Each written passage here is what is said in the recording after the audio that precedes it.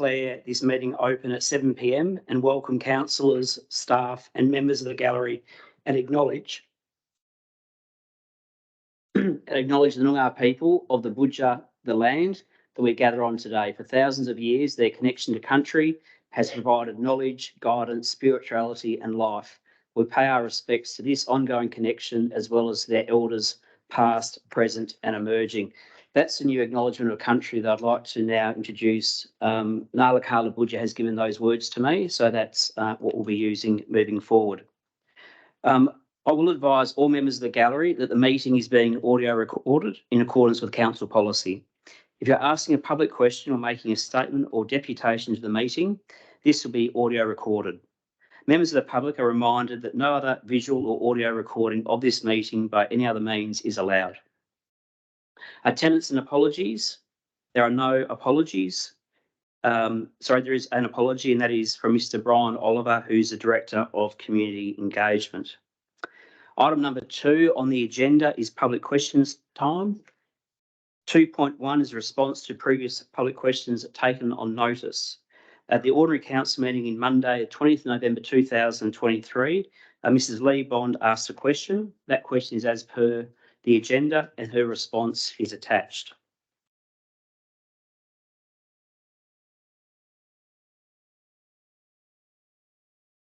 Item 2.2, I will open the floor now to public questions time at 7:02 p.m. and I ask Mr. John Kirkpatrick from Byford to come forward. Okay, Mr. Kirkpatrick is not here. Mr. Kirkpatrick has submitted, I think it's 3 questions. The responses will be provided by the CEO and will be sent out to Mr. Kirkpatrick. Question also been received by Mr. Rhett Hislop of Oakford. I'll ask Mr. Hislop to come forward.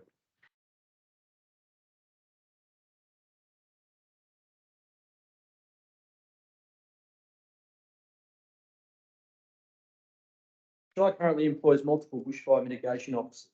My question is, are bushfire mitigation officers permitted to respond to emergency incidents under emergency driving conditions, including bushfire, structure fires or road crashes, during the business hours they are expected to be doing their normal duties as bushfire mitigation?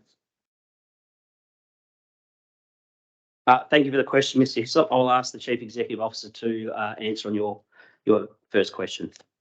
Good evening, Mr. Hislop. Thank you for the question. So the answer is yes. Their position description includes the following as one of the key position responsibilities: to respond to emergency incidents as and when required. However, the Shire values and appreciates the great work done by our 8 volunteer bushfire brigades and units, and I'd like to meet with you and talk to you about the roles and responsibilities of the bushfire mitigation officers of the Shire to better understand and address any concerns that you might have. Mr. Hislop, would you like to ask your second question? I think the CEO's answer the other 2 points. Thank you. I'd ask Mrs. Lisa Brazier to come forward and ask her question.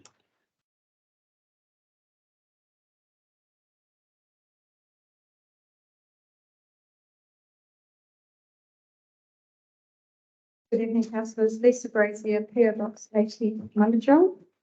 My first question is in regards to item 10.1.7, proposed Metropolitan Regional Scheme Amendment, West Mundijong Urban Precinct, request for preliminary comment on tonight's agenda. The proponent acknowledges only one export feedlot in their report, that being Peel Feedlot. Is the Shire aware of the cattle export yards located next door to the Peel Feedlot that is operated by Livestock Shipping Services?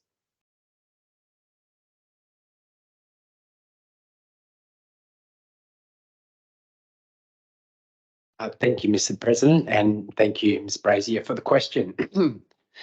Yes, officers are aware of these uses.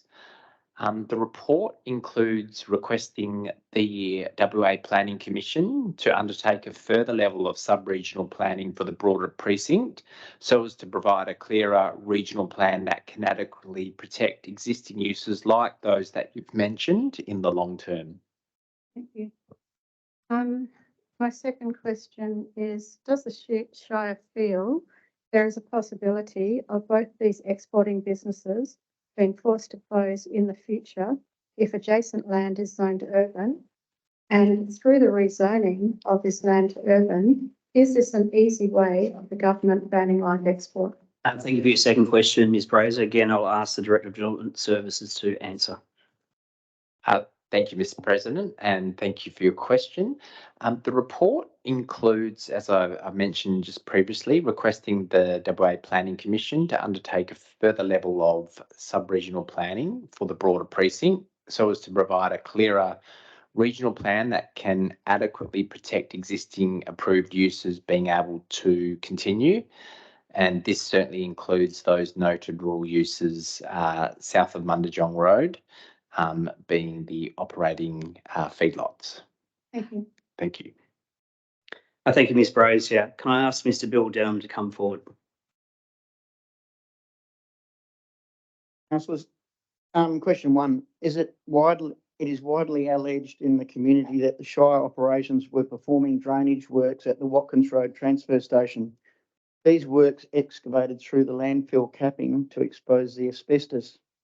Was the necessary approvals received from DWER and were the risk assessments done before these works commencing?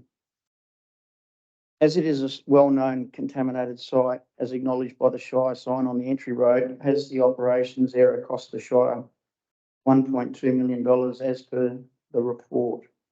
Thank you for your first question, Mr. Denham. I'd ask the Director of Infrastructure Services to provide an answer.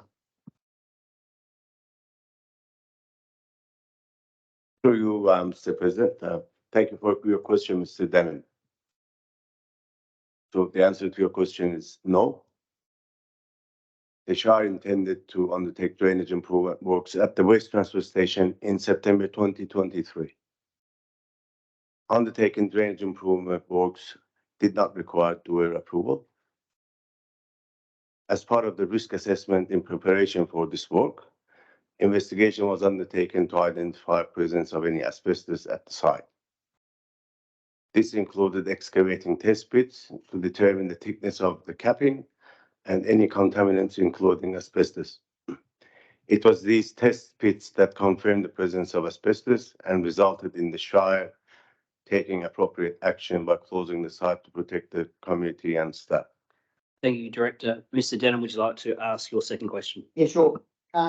Regarding the Keenan Street water, earlier in the year, I was told by Shire officers that DWER would almost certainly grant approval to draw water from the deep aquifer before Christmas. Has this approval been granted? And could the community, as we don't have a stakeholder group operating at the moment, has the approval been granted? And could the community, please have an update on the precinct progress?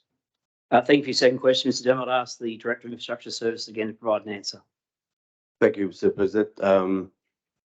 The drilling for the second deep aquifer bore was delayed due to the site being too wet to access until late October. The H2 water investigation, as requested by DWER, is coming to a close next week.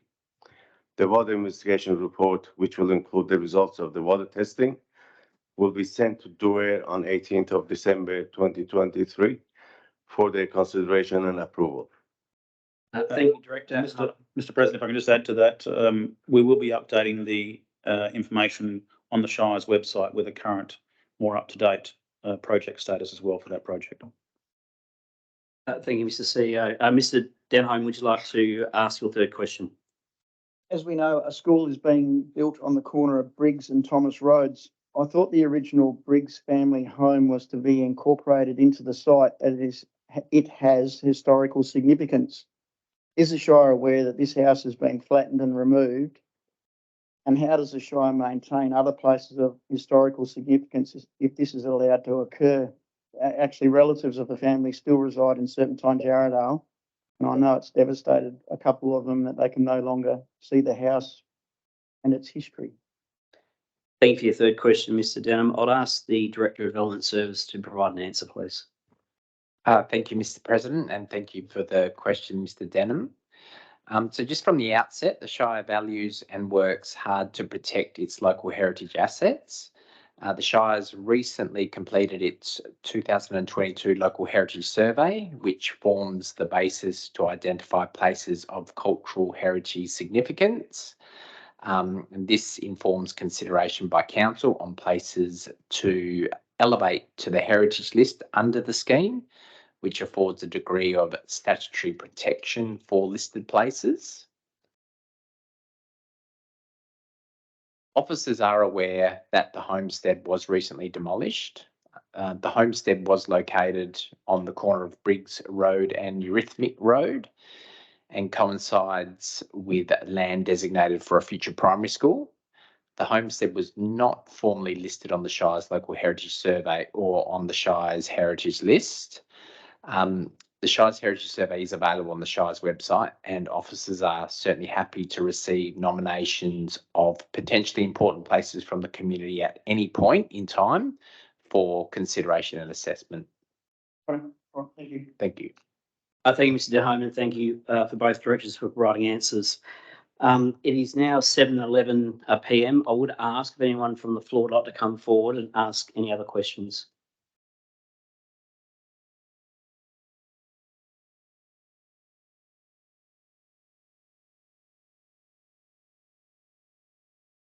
Mrs. Bond. When there is what appears to be an impending fire risk, what number do you call? I said impending. Thank you for the question, Mrs. Bond. I will take that question on notice unless there's one of the directors that would like to provide an answer. We'll take that on notice, Mrs. Bond. Do you call 000 only when you see the flame? I thank you for your second question, Mrs. Bond. And again, we'll take that question on notice.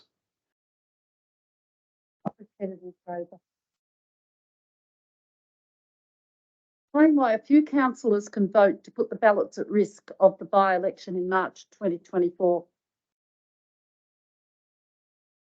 Again, Mrs. Bond, I thank you for your question. We'll take that on notice.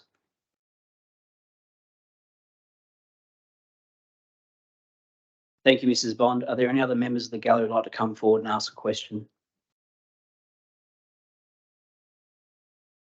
Thank you. That being the case, public question time is closed at 7:13 p.m. Item number 3 on the agenda, excuse me, is public statement time. Public statement time has commenced at 7:13 p.m. And again, I ask Mr. Rhett Hislop to come forward and make his statement.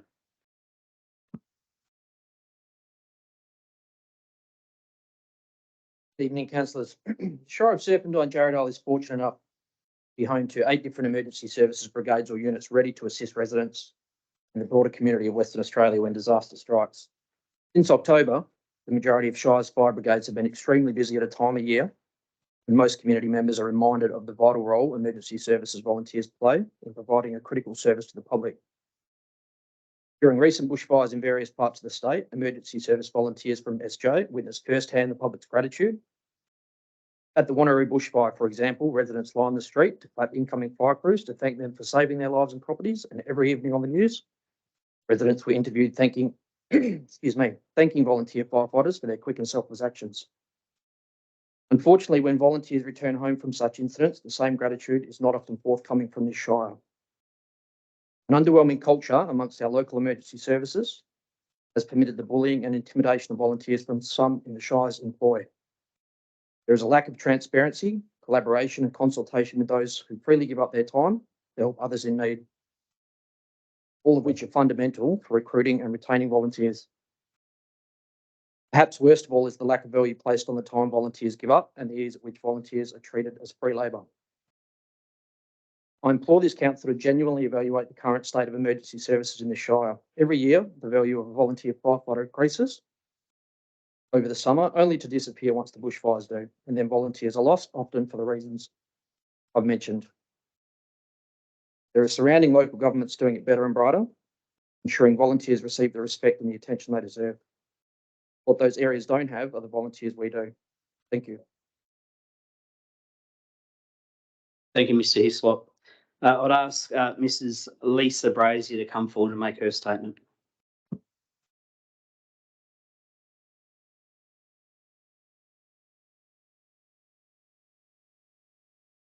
Good evening, councillors. I'd like to make some brief comments on item 10.1 10.1.7, proposed Metropolitan Regional Scheme Amendment, West Mundijong Urban Precinct, request for preliminary comment, and note that Main Roads, Water Corporation and Westport are not in support of the scheme amendment due to the site not being identified in the South Metropolitan Peel Sub-Regional Planning Framework. Whilst the proponent has tried to justify for the site to be included in the South Metropolitan Peel Sub-Regional Planning Framework within their attached planning report, I feel there are some flaws and omissions, and it is not truly reflective of the present development within the Shire. The proponent has identified that there are only 4 nearby land uses that have the potential to be affected by the proposed urbanisation of WNUP due to their separation distance and buffer requirements. This being Peel Feedlot, West Mundijong Industrial Area, King Road Brewery, and a former waste stockpile sorting and recycling lot. I would propose that all landowners bounded by the site are affected and should have been identified, given that the proposed changes is from rural to urban land. I believe that they should have identified the licensed cattle exporting yards by livestock shipping services located on the corner of Lightbody and Mundijong roads. This facility is licensed to hold 5,000 head of cattle at any one time.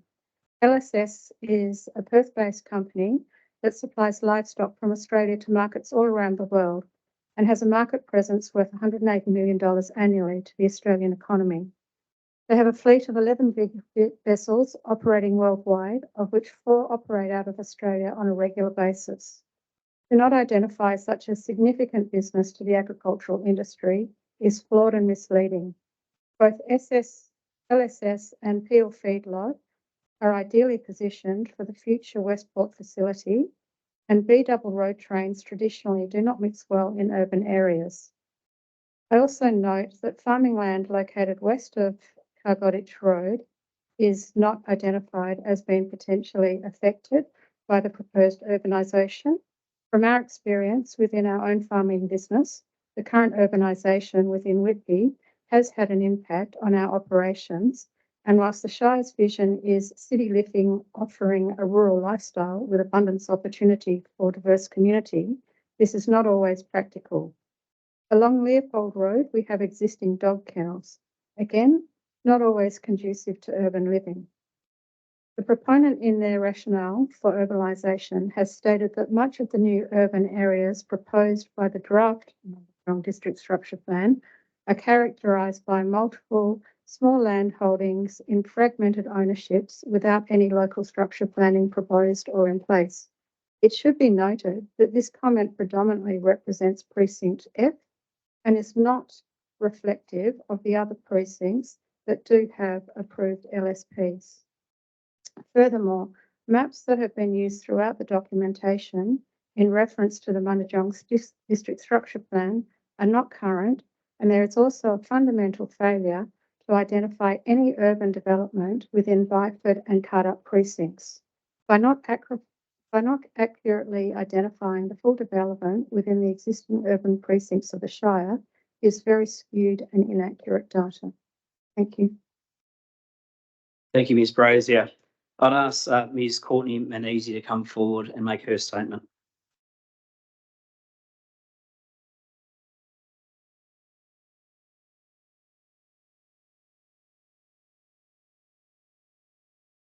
Thank you, President Cobbs. Good evening, councillors. I'd like to commend the council on their efforts to listen to the community during these past few months after the closure of the waste transfer station.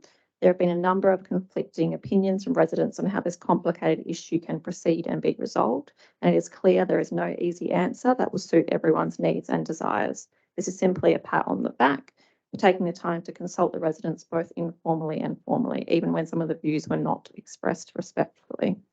Appreciation is also to the Shire staff for preparing an update report and a very reasonable and level-headed recommendation. Thank you, Ms. Manesi. I would ask Mr. Bill Denholm to come forward and make his statement.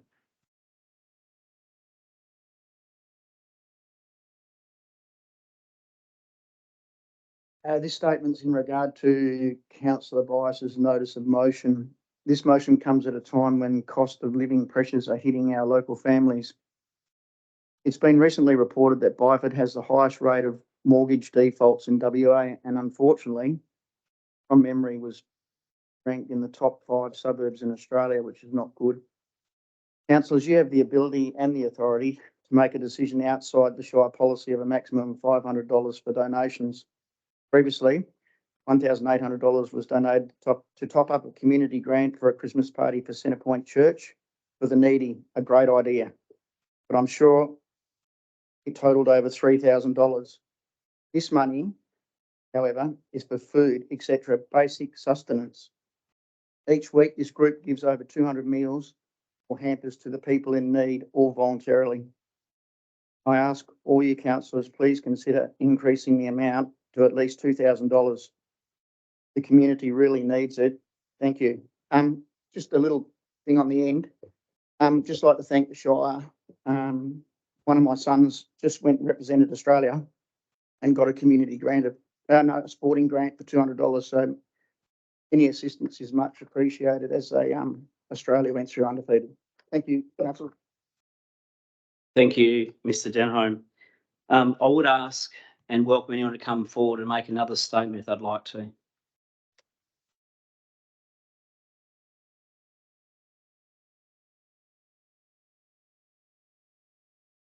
Mrs. Bond.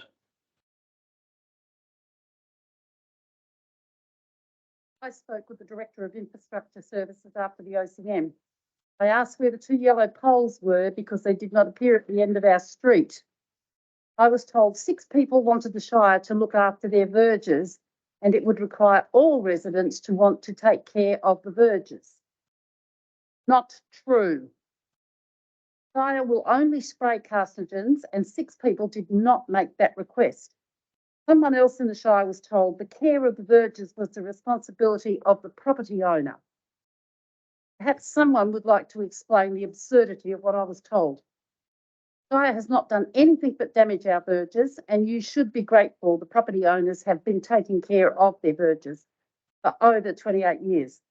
I and many others are not here to provide employment for someone to spray cancer-causing toxins. Not only do you harm people, you kill the wildlife.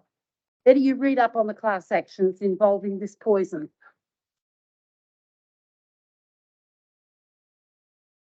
Thank you, Mrs. Bond. Is anyone else from the public gallery would like to come forward and make a statement? Thank you, ladies and gentlemen. Public statement time is finished at 7:23 p.m. Petitions and deputations, item number 4 on the agenda. I'd ask Mr. Benedict McCarthy from Planning Horizons regarding item 10.1.1, proposed amendment to animal establishment, dog kennel at Lot 2, 302 Leopold Road, Albury, to come forward. Good evening, Mayor, elected members and Shire staff. Since doggy daycare farm stays was initially approved back by the Shire in February 2021, what started out as a simple idea from Alana and her partner Kevin has become a very successful and staple community service in the Serpentine Jarrahdale Shire. At the time it was approved, this very council applauded Alana and for her small business idea and encouraged other similar minded businesses to grow in the Shire with the council's support. Now that Alana's small idea has grown into a thriving local business, we now seek your further support to assist Alana and Kevin in providing the doggy daycare service the local community very much demands. Their business model is very simple and based around 3 key principles. Intent to the dog daycare and boarding facilities to create a dog daycare with a difference, offering an active outdoor experience for dogs unlike the usual day-to-day care. It is intended to create dog playgrounds designed to focus on providing city and small backyard dogs with an active farm experience. Second principle, activity. The dogs will be structured with access to open play, enclosed rest periods, free roam in enclosed yards and playground access throughout the day. The dogs are supervised at all times. And 3, and most importantly, sociability. New dogs are required to undergo a full assessment of their sociability and behaviour to ensure a pleasant and safe environment for all dogs on the farm and adjoining properties. Dogs that are considered to be a risk, either aggressive actions or unmanageable anxiety, are generally not accepted. Alana and her partner have made significant investment in their home business to cater for the 30 dogs per day as per this application. This includes fencing upgrades, access road upgrades, dog facility upgrades and increased staff, of which many of them are here tonight to support. We acknowledge there has been some objection to this application, as there was to the initial application. However, we believe all actions taken by Alana and her partner mitigate all of the raised concerns. Firstly, we have provided detailed acoustic report with modelling confirming that the increased number of dogs will maintain compliance with noise impact regulations for all adjacent neighbours. Further acoustic mitigation actions will be taken in accordance with an agreement between the Shire Planning Department, Alana and Kevin, upon the approval of this application. Secondly, to abate concerns regarding the number of dogs staying overnight, we have withdrawn our request to increase the overnight numbers. And thirdly, dust management has already been dealt with by the recently completed upgrade of their driveway, recycled road base. The driveway has been increased in width with overtaking bays provided to accommodate the increased traffic. We understand this now mitigates any dust issues that might have been created in the past. We believe we have addressed all the concerns raised by the concerned neighbours and have certainly addressed all the concerns of the Shire's planning staff, which is why this application is recommended for approval tonight. To finish tonight, I'd like to leave you with one final thought. Not only does doggy daycare farm stays provide an excellent and in-demand service for the local community and employs all locals, but most importantly, it gives our best friends some of the happiest and healthiest days of their lives. And for those 30 dogs living their best life every day at doggy daycare farm stays, they are not confined to their backyards, digging up reticulation, chewing on the washing, or barking at the neighbour's cat. This certainly gives pause for thought, unintended. Thank you. Thank you, Mr. McCarthy. I'll now ask Ms. Alana Tyler to come forward and make her deputation.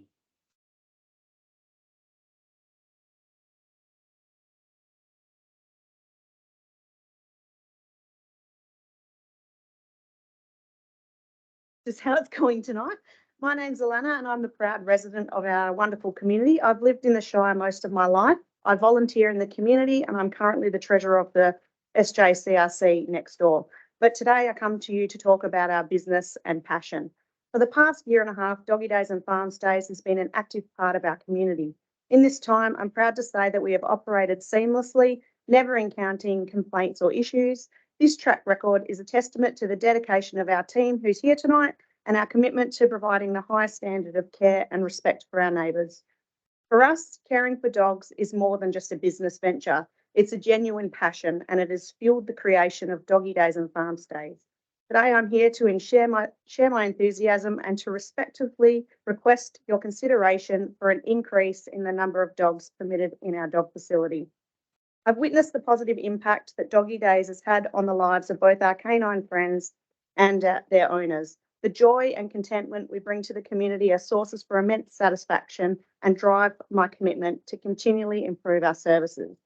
Doggy Days has become an integral part of the community fabric, and the growing demand of our services reflects the trust our community members have placed in us. It's this trust and shared love of our four-legged companions that motivate my request for an increase in our dog capacity.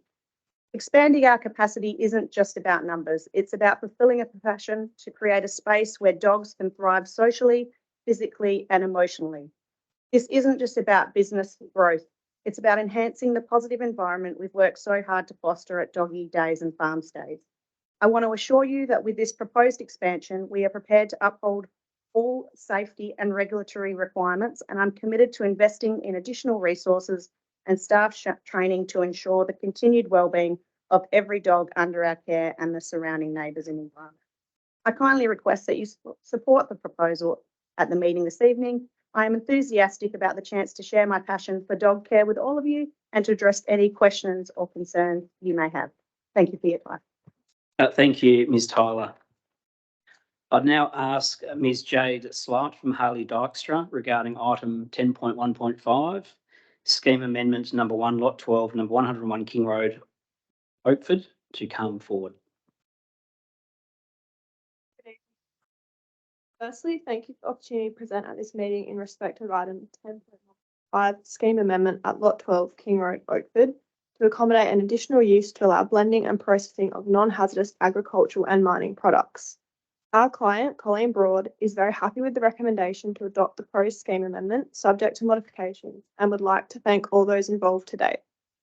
The purpose of this deputation is to address an additional condition, condition 4, which has been recommended by the Shire's planning team. This relates to the requirement to allow only blending of materials that have been included within the strategy and report prepared in Jan 2022. We understand that the Shire wants to safeguard the risk of potential impacts due to materials blended and processed on site. The strategy report offers just one example of a set of non-hazardous chemicals. The intention of this report was to demonstrate that the change of use would result in a reduced risk to the environment and to the Jarrahdale groundwater mound when compared with the existing poultry farm. The addition of Condition 4 limits our clients' ability to accommodate the needs of their customers as well as meet changing market demand.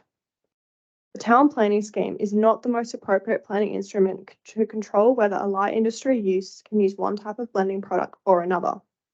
The planning scheme sets out the objectives and standards and leaves it for the development application and approval process to control the details of how to meet these objectives and standards. The client is aware of all the information included within the strategy report and will commit to ensuring that safe mitigation measures are undertaken to reduce odour and dust, as well as respecting the Jarrahdale groundwater mound. Furthermore, as outlined in Conditions 1, 2 and 5, any development application will be subject to suitable technical studies as well as advice from DWER. This is a safe and sure mechanism to confirm that any proposed non-hazardous materials pose no risk to the amenity of the area or to the Jarrahdale groundwater mound. Councillors, we respectfully request your consideration to remove Condition 4 as it places a significant and unnecessary limitation on what our client can produce. Thank you for your time. Thank you, Ms. Stott. Item number 5 on the agenda is the President's report. Good evening, everyone, and welcome to our ordinary council meeting for December 2023. It certainly is a very busy time of the year, and as we continue to edge closer to Christmas, and it's fantastic to see the celebrations well and truly underway in our Shire. We had a very large crowd attend last Friday's Christmas Street Festival here on Patterson Street, and I sincerely want to thank the community for helping spread the festive cheer. The Street Festival is our Shire's signature Christmas event, and seeing everyone enjoying the night together with great food and good company is a fitting example of what makes us as a Shire such a wonderful place to live. I also want to thank the committee at the Byford Carols for putting on another great instalment of their iconic event earlier this month. The Carols committee worked hard to bring joy to our residents and ratepayers every year. So congratulations to everyone on another fantastic event. Next on our Christmas calendar is our special Play in the Park event. I encourage all young families that call our Shire home to head down to Percy's Park at 9:30 a.m. this Thursday and join in the fun. December is also a special time for our Leaders of Tomorrow as another school year comes to a close. It's been a pleasure to attend some of our local end-of-year ceremonies in recent weeks, with so many bright young minds paving the way for an even brighter future for us here in the Shire. Congratulations to all local school students on a successful year, and I wish those going to high school, the workforce, or onto further studies all the very best. Moving on, I was thrilled to welcome several new citizens at our citizenship ceremony last month. It was a joy to see the diversity and richness of our nation and to celebrate the values that unite us all. I congratulate all our new citizens for choosing to make this country their home, and I'm excited to see them to continue to contribute to our society with their skills, talents, and their passions. Another highlight was visiting the first ever artesian twilight markets that happened in Byford earlier this month. The Activate Byford team have worked incredibly hard to make these markets a reality, and I acknowledge one member in the audience tonight. And I thank them for their dedication and support of our community. I also had the pleasure of launching the Council and Community program at the Serpentine Jarrahdale Farmers Market. This is a new initiative that aims to bring our council, or should I say your council, closer to the people and to listen to your needs, your concerns and your suggestions. We received some great feedback on the day, and I assure you that council will work hard to address your priorities and look forward to seeing you all there on the 23rd of December. On another note, I'd like to acknowledge and thank all the volunteer firefighters who have gone above and beyond in protecting our Shire. This early onset of hot weather has brought forward challenging conditions of our local volunteers across November, and on behalf of all Serpentine Jarrahdale residents, I say thank you for your ongoing commitment to keeping us safe. Sometimes, and I mean this sincerely, sometimes words aren't enough. And personally, and on behalf of the Shire, behalf of the council, we value what you do, and I thank you sincerely. I also acknowledge we can do more, but I thank you sincerely for what you do. It's crucial that all SJ residents are prepared for the event of an emergency this bushfire season. So please visit the Emergency WA website and get started on your bushfire plan if you haven't already got one. The Shire has also launched a new SJ SMS alert service providing information on total fire bans and harvest and vehicle movement bans. This goes direct to residents' mobiles. So I urge all residents, ratepayers and residents to subscribe to this great initiative. Finally, I'd like to close tonight by wishing everyone a very Merry Christmas and a Happy New Year. I hope that you all get to enjoy plenty of time with your loved ones over the coming break and drive safe when using the roads. Thank you very much. Item number 6 on the agenda is declaration of elected members' and officers' interest, which there are nil. Item 7 is confirmation of minutes of previous council meetings. 7.1 is ordinary council meeting 20th November 2023. Is there a mover for this motion? Thank you, Councillor Duggan. Is there a seconder? Thank you, Councillor Jarrett. Anyone opposed? Motion is passed unanimously. Agenda item number 8 is receipt of minutes or reports on consideration of adoption of recommendations from committee meetings held since the previous council meeting. 8.1 is the Audit, Risk and Governance Committee report, 27th November 2023. That one was rescheduled from the 6th November 2023. Is there a mover for the minutes of that meeting? Thank you, Councillor Mack. Councillor Duggan, you happy to second? Thank you, Councillor Duggan. Is there anyone opposed to this motion? Thank you. The motion is passed unanimously. Item 8.2, Special Audit, Risk and Governance Committee meeting, 4th of December 2023. I believe, Mr. CEO, you'd like to make a comment to that? Thank you, Mr. President. So for the benefit of the gallery and just for members and councillors, you might remember that at the Audit, Risk and Governance Committee meeting on the 4th of December, there was an error identified in one of the notes on the attachments to the financial report, and the committee resolved to recommend that council adopt those audited financial statements with an updated notes. The Auditor General has confirmed in an email, which is also attached, that the changes are not significant to warrant issuing of a new audited statement, but we have updated the notes in any case, and they're available for council to consider tonight. Thank you, Mr. CEO. Is there a mover for item 8.2? Thank you, Councillor Duggan. Is there a seconder? Thank you, Councillor Bishop. Is anyone opposed to this motion? Thank you. The motion is passed unanimously. Before I go to agenda item number 9, which is motions of notice which have been given, I'd like to read out the details about the en bloc.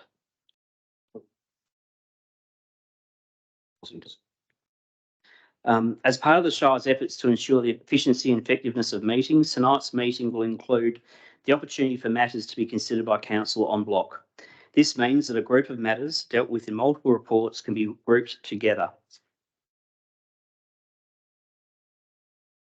considered and voted upon as a single motion. Matters that are not to be included in en bloc decisions are those which require an absolute majority, matters to be determined behind closed doors, declared interests made in relation to the item, and deputations or statements which have been made already in relation to the item.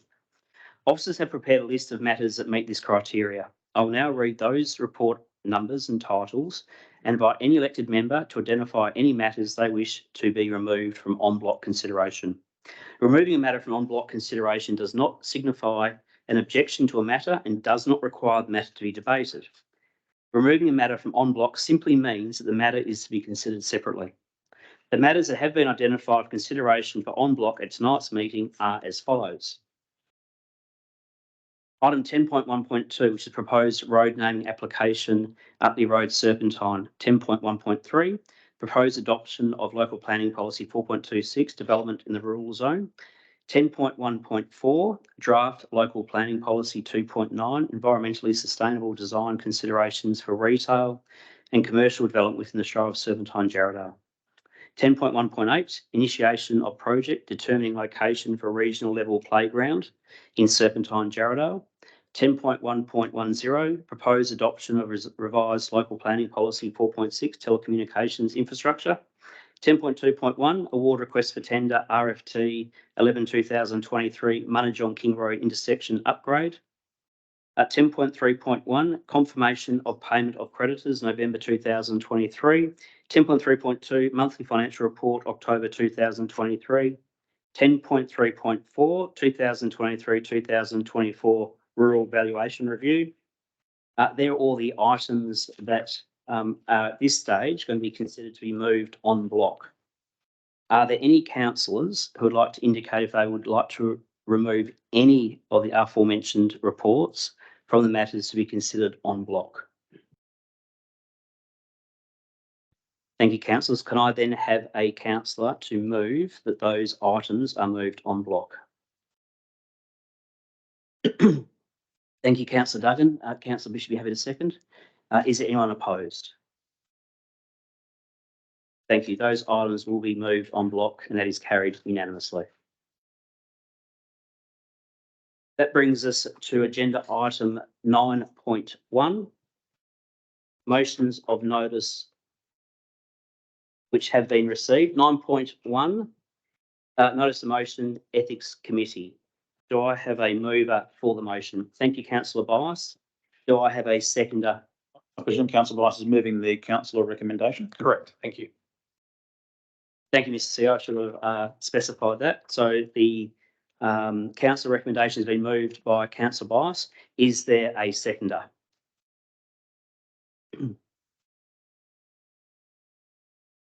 I'm happy to second for the point of debate. Thanks. Thank you, Councillor Duggan. Are there any councillors or is there a councillor that's opposed to the motion?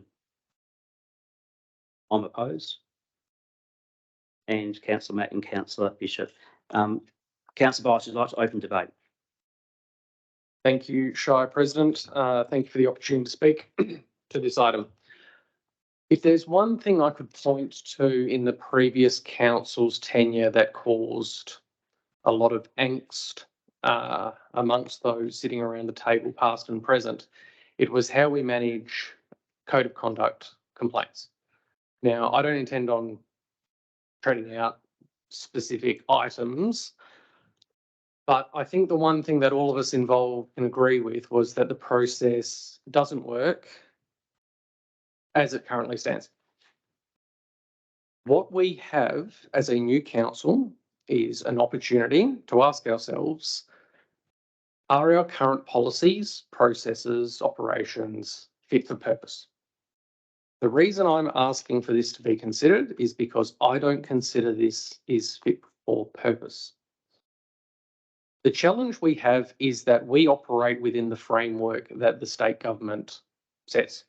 So the state government says we can have one of three things. Council can decide its complaints. The CEO can consider and decide the complaints, which I'm sure the CEO would jump at the opportunity for that option.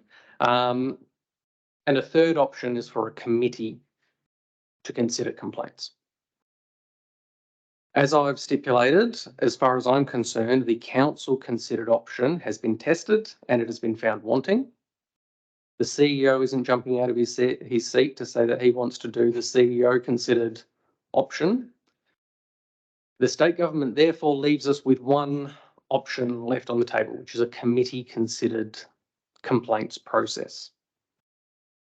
As I've stipulated in the document that I circulated, that I hope everyone's had the opportunity to read, there are ways of creating a process that I believe is fair, or should I say, is as fair as possible within the constraints that we have. What I'm putting on the table here tonight does not bind council to any decision. What I'm effectively asking you with this motion is it something that you think we should look at? And is it something that we think the CEO should invest a bit of time in, going away, having a think about how this option might be constructed? Councillor Duggan rightfully asked me at the Q&A, has this been achieved anywhere else like this. And I never emailed you back, so apologies for that. But I can't find another council who does it quite in the way that I'm proposing, which is why I think that we need to look at it. I think it's a land. Look, don't get me wrong. I hope that we go through the next 2 years without any complaints. I hope that we don't have to go through this process. It's you know, you need to have it, but you hope you don't need to use it. But given my experience over the past 2 years, well, since this new process was implemented by the state government, I formed the view that it is not fit for our purpose. It does not serve its purpose, and we would be better served by investigating other options within the framework that we have to have. I'm happy to hear the rest of the debate. Thank you, Mr. President. Thank you, Councillor Bias. Councillor Duggan, would you like to speak or reserve? I'll reserve, thanks. Thank you, Councillor Duggan. Councillor Mack, you oppose it. Would you like to speak against the motion? Thank you, Mr. President. Yes, I'm actually not against the idea, and I actually agree in principle with pretty much everything that Councillor Bias has said. I guess the one sticking point for me here comes down to the comment that you made about should the CEO invest a bit of time into this. And I guess the timing is the critical part for me, given that back in April, I put in a notice of motion of my own around integrity issues, and I note that is still on the table and hasn't been brought back to council. So our staff are under the pump and they have a lot on their plate. And whilst I think this is extremely important, I'm also mindful that we have the second tranchement of local government reforms coming through in the very near future. So whilst I think it is important, and I think that this is a very well thought out and a very appropriate motion that has been put forward, I'd like to foreshadow that if it is not supported, that we support the alternate officer's recommendation for the Shire President to write to the Minister for Local Government, just to get some of their perspective on this and keep the ball moving to actually moving forward with it. Thank you. Thank you, Councillor Mack. Is there any other councillor like to speak for the motion?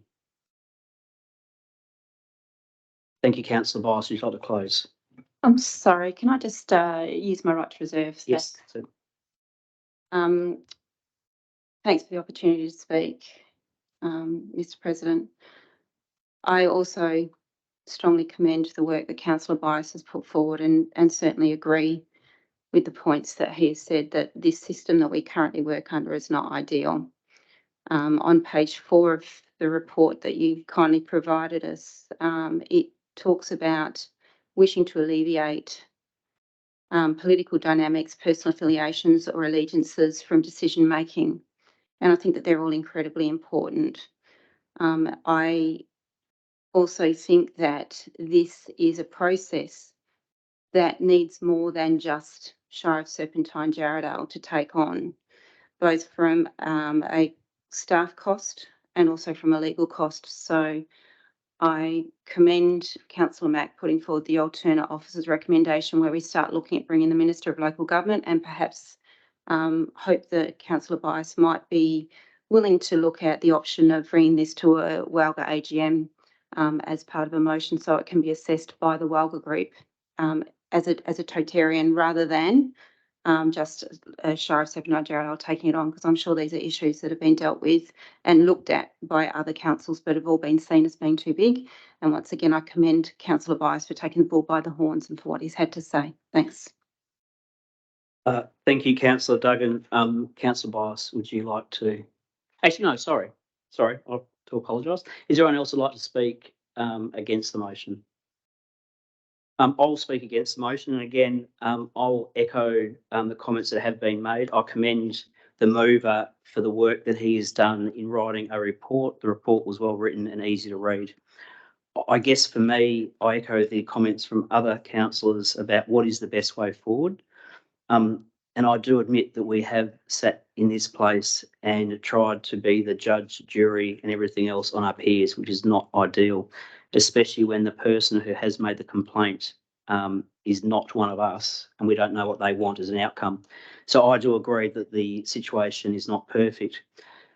I do, however, acknowledge that there is now a new Minister for Local Government. So Hannah Beasley is now the Minister for Local Government, and I'd be very interested to see what, or now Honourable Miss Beasley, MLA, would like. I had attempted to get her predecessor, Honourable David Michael, to come to council after meeting him a couple of weeks ago, and he was happy to come and make a presentation to us about tranche 2. Whilst it's not clear, tranche 2 of the local government reforms will deal with these types of matters. So whilst I commend the work that Councillor Bias has done, I think it would make sense for me to write to the Minister, for the Minister to come forward and give us a presentation or some ideas about what they see as reforms to local government, especially in relation to tranche 2 and dealing with complaints. So I would also support the officer's recommendation as opposed to the council recommendation. I guess the other thing I would like to say in closing is for complaints, they should always be resolved at the lowest level. So in most workplaces, complaints will always be resolved at the lowest level with mediation and speaking with the two people involved. I would like to see this place being no different.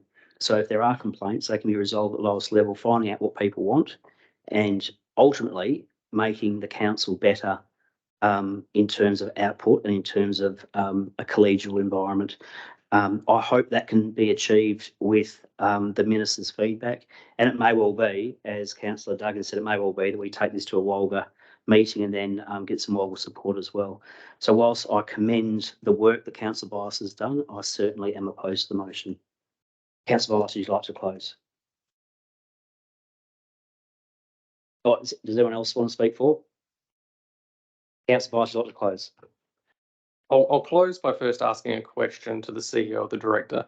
How long did we wait on the state government to get back to us with respect to our town planning scheme? I think town planning scheme took some 12 months, Director, maybe longer. Felt much longer. 18 months to get approval. 24 months thereabouts. The simple point I would make is that we could go through a whole term of council and not see tranche 2. The state government moves at the pace the state government chooses to, and I would hate for us to self-inflict angst on those around the table simply because we were too timid to say, well, you know what, we'll have a crack. We'll have a crack at trying to fix this, because Councillor Duggan is absolutely right. This is a bigger than SJ problem. But I would hate to go to Walga, I'd hate to go to the Minister without a well-informed approach. At the moment, what you have is my scratchings, the thought bubble of the world according to Morgan Bias. I'm not saying that that is the be-all and end-all, which is why I'm asking for council to spend a bit of time on this, get the office to have a bit of a look at it. How would it be practically implemented? And then at that stage, council's informed, we understand the mechanics of it. Can it be done? Can't it be done? And then I think at that point, that would be the perfect point to write to the Minister, to speak to them, to speak to Olga, to look broader. But I'd hate for us to do that prematurely and waste an opportunity to really have sector-wide influence on how we do manage complaints. So thank you for the debate. I appreciate all points raised, and I'm happy for it to go to a vote, Mr. President. Thank you, Councillor Bias. All those in favour of the motion? All those against? So the motion is lost 5-1. Councillor Matt, did you want to foreshadow the officer's recommendation? Yes, thank you. Is there a seconder? Was Councillor Matt's moving the alternative officer recommendation? Yes. Yep. Sorry, is there a seconder for the alternate officer's recommendation? Thank you, Councillor Bishop. Is anyone opposed? No one being opposed, the motion is carried unanimously.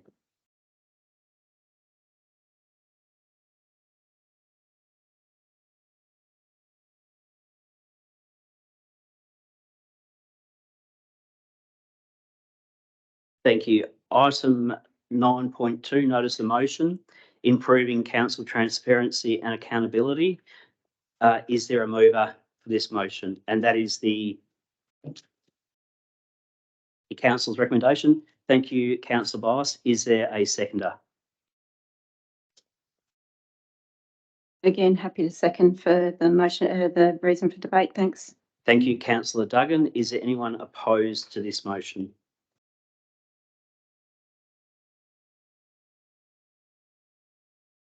Thank you, councillor Bice. We'd like to open debate. Thank you, Mr. President. And for the benefit of the gallery, what you have is a notice of motion that looks quite long, but effectively what it's doing is changing the policy 1.1.4, and I forget the number of the second policy, but effectively it would allow for council to open all of its forums to the public. So much like this meeting where we've got community members gathered here to see the debate and see the discussion, this policy change would allow for the community to come, sit and listen to our policy concept forums, our Q&As and other workshops. And I would like to start by just saying that some of these governance topics can be a bit dry. And I'd also like to acknowledge the concerns that the officers have stated in their report. I understand the concerns voiced. However, I think that none of the challenges outlined are insurmountable. I think they are opportunities for improvement and for us to think a bit more innovatively about how we engage with the community and how we get them involved in the business of council. Realistically, what the community sees of council business is 15%, 20% of what we do. How can we expect the community to engage with us in a fulsome manner and have confidence in what council is doing if so much of what we do happens behind closed doors? Now, it might be that we change this policy and no one comes. No one sits in the gallery. No one listens to the recordings. But at least we can go back to the community and say, we're creating opportunities for you to come in and see what council does, see what we do. We saw one of the worst turnouts in this year's local government election. And while I appreciate that it's a different methodology and that could largely be attributed for the low turnout, but I think I speak for most people when I say I look at that turnout and think, you know what, that's low. I'd like to see it higher. I'd like to see more people voting, getting involved. I'm not saying this will solve that problem, but maybe it's a piece of the puzzle. Maybe it's a way of showing the community what the actual work of council is. And I think you'd be hard pressed to find anyone sitting around this table who'd put their hand up and say, I knew exactly what I was getting into once I was sworn in. How different is it from being on that side to being on this side? Because so much of what we do is behind a closed door. I challenge you to go back and look at the PCF agendas and find one item on there that you think wouldn't be appropriate for the community to see, that you wouldn't feel comfortable going out and talking to community members about.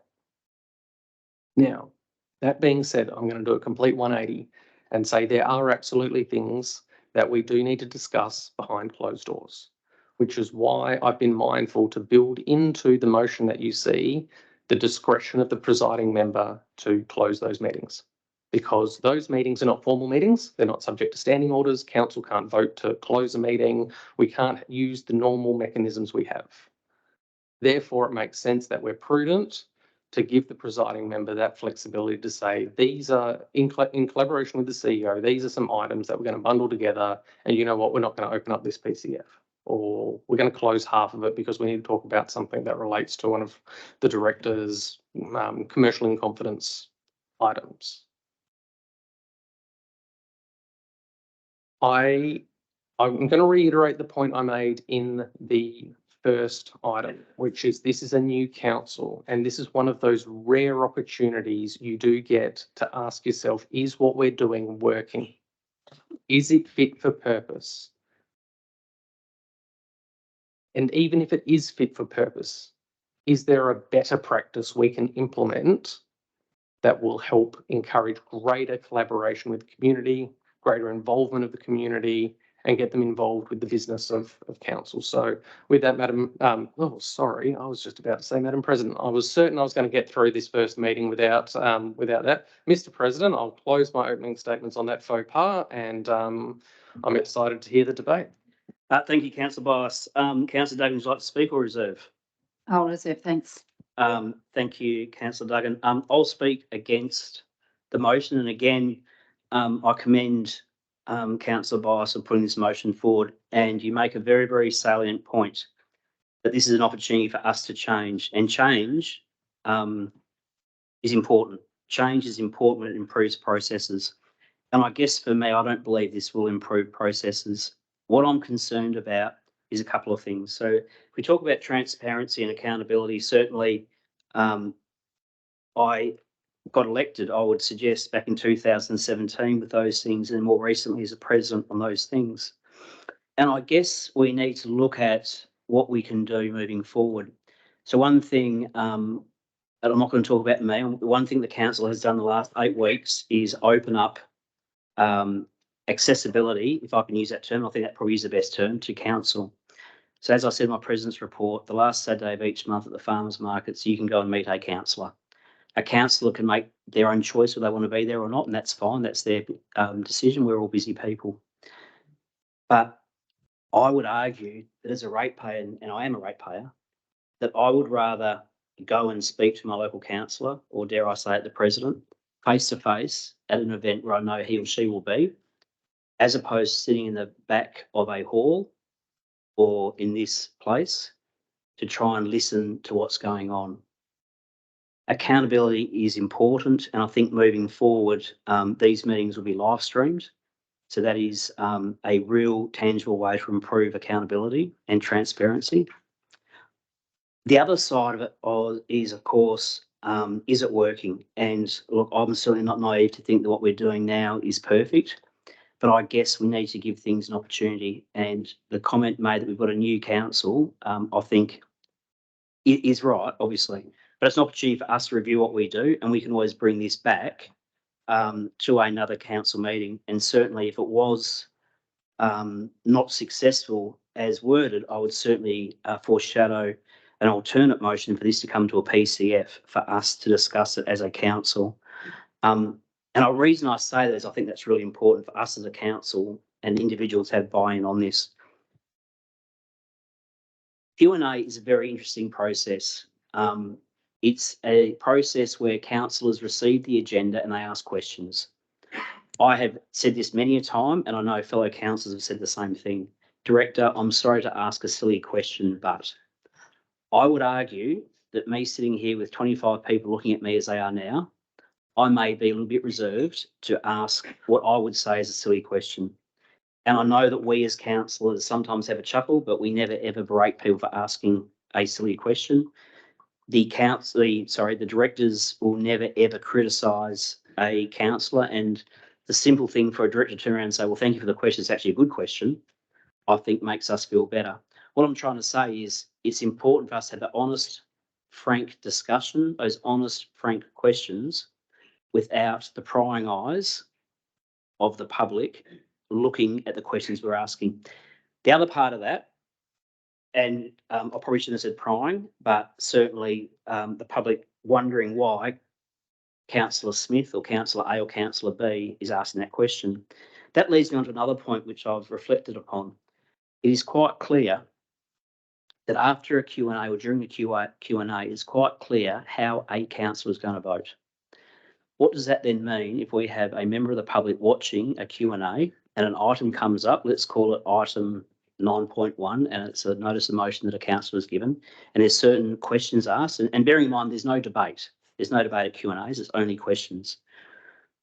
What would then happen if a member of the public saw how Councillor A was going to vote, or Councillor B voting a different way? What would happen then if that member of the public contacted that councillor and said, Councillor A, I saw the Q&A, I saw your question, your answer, or the answer was provided to your question. I think you're going to vote this way. I think you need to change your mind.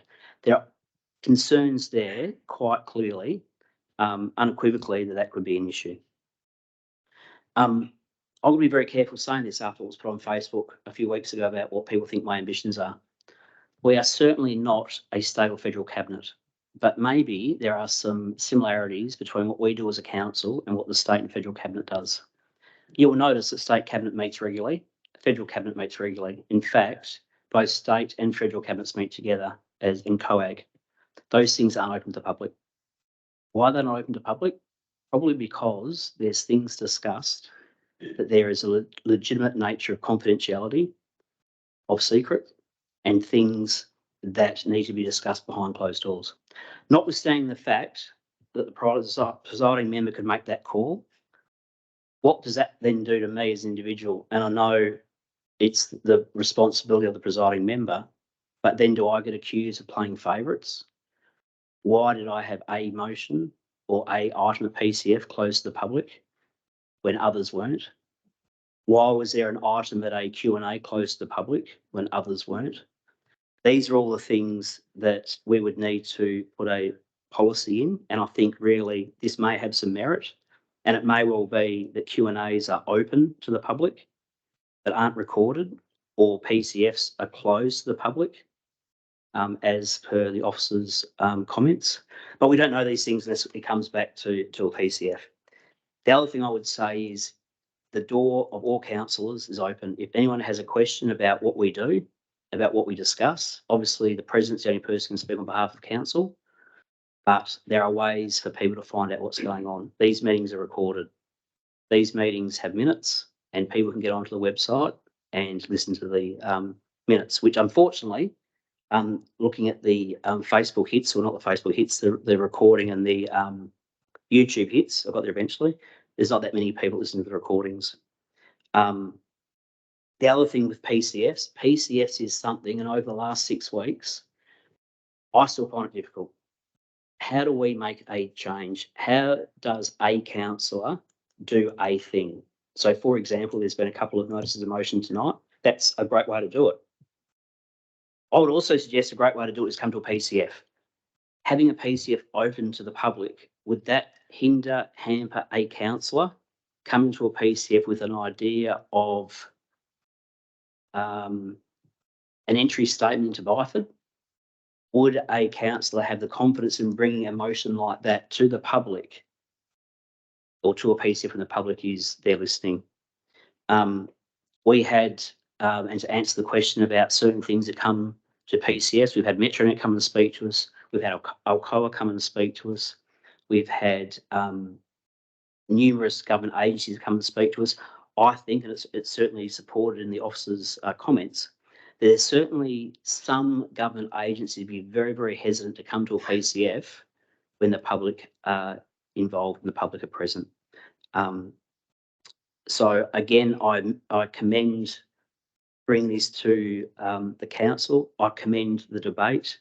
I commend us trying to improve our processes, and I certainly do anything and everything I can to improve transparency and accountability, and certainly opening public statements, public questions to us from the floor without anything in writing or notice is, I think, a tangible way that this council is now improving, that this council is now improving transparency and accountability, and certainly having councillors sitting at the markets or being engaged at the markets for community to come and speak to us, I think really is a tangible, transparent and accountable outcome.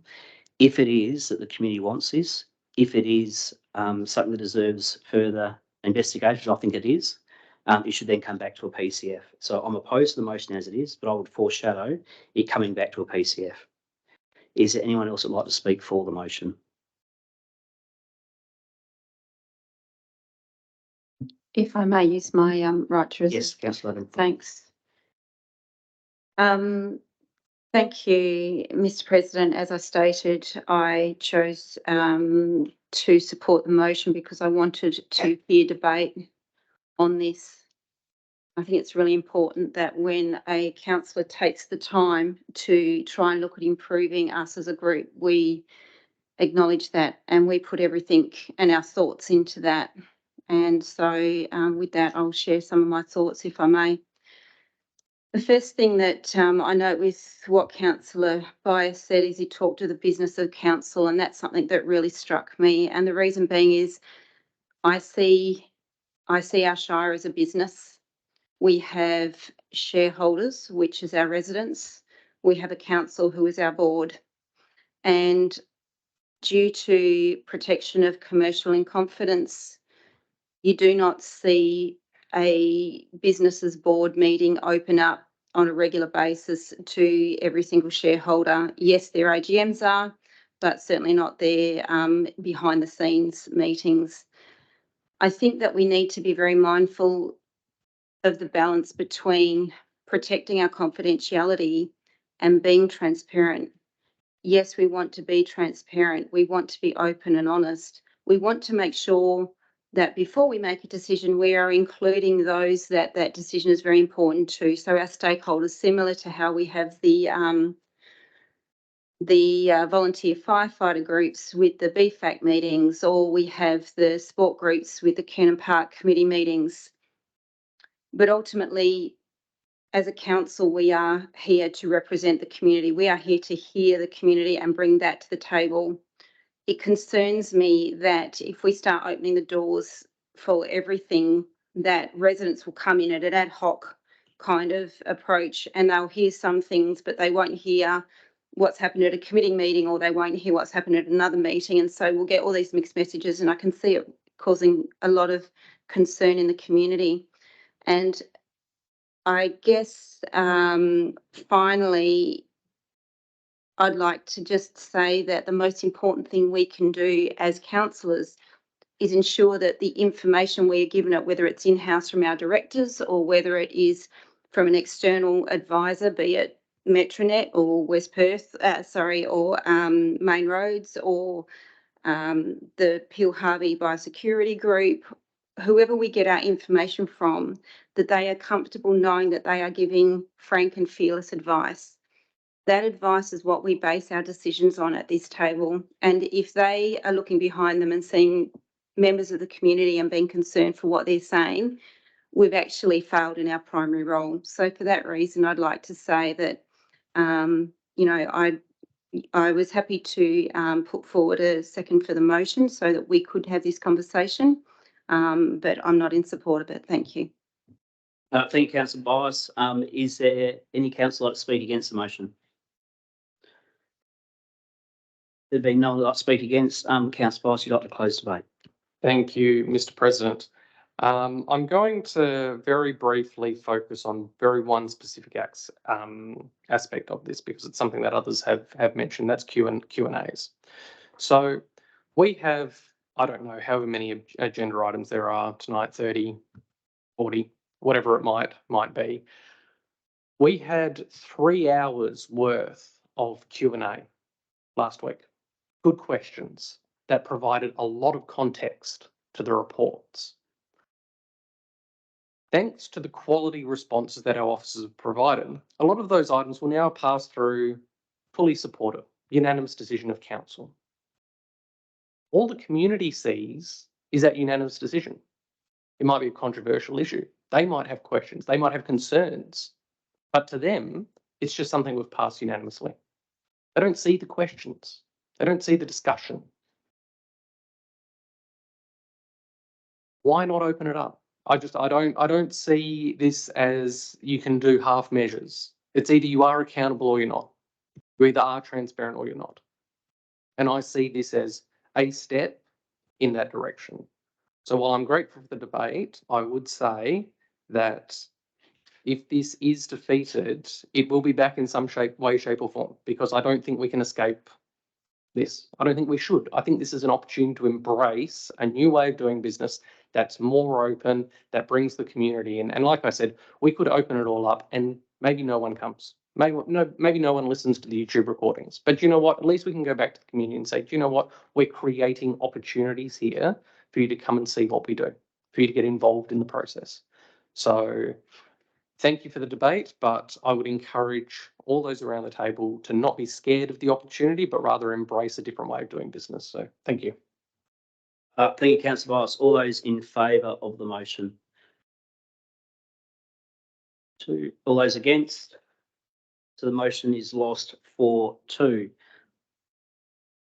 I did foreshadow if the motion was lost for it to be come to a PCF. So my alternate motion would now be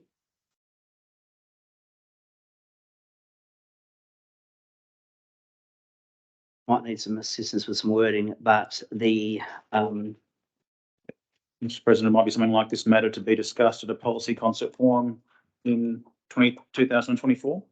Thank you, Mr. CEO. So perhaps improving council transparency and accountability and associated meetings to be brought forward to or brought to a policy concept forum in 2024. Always to that effect.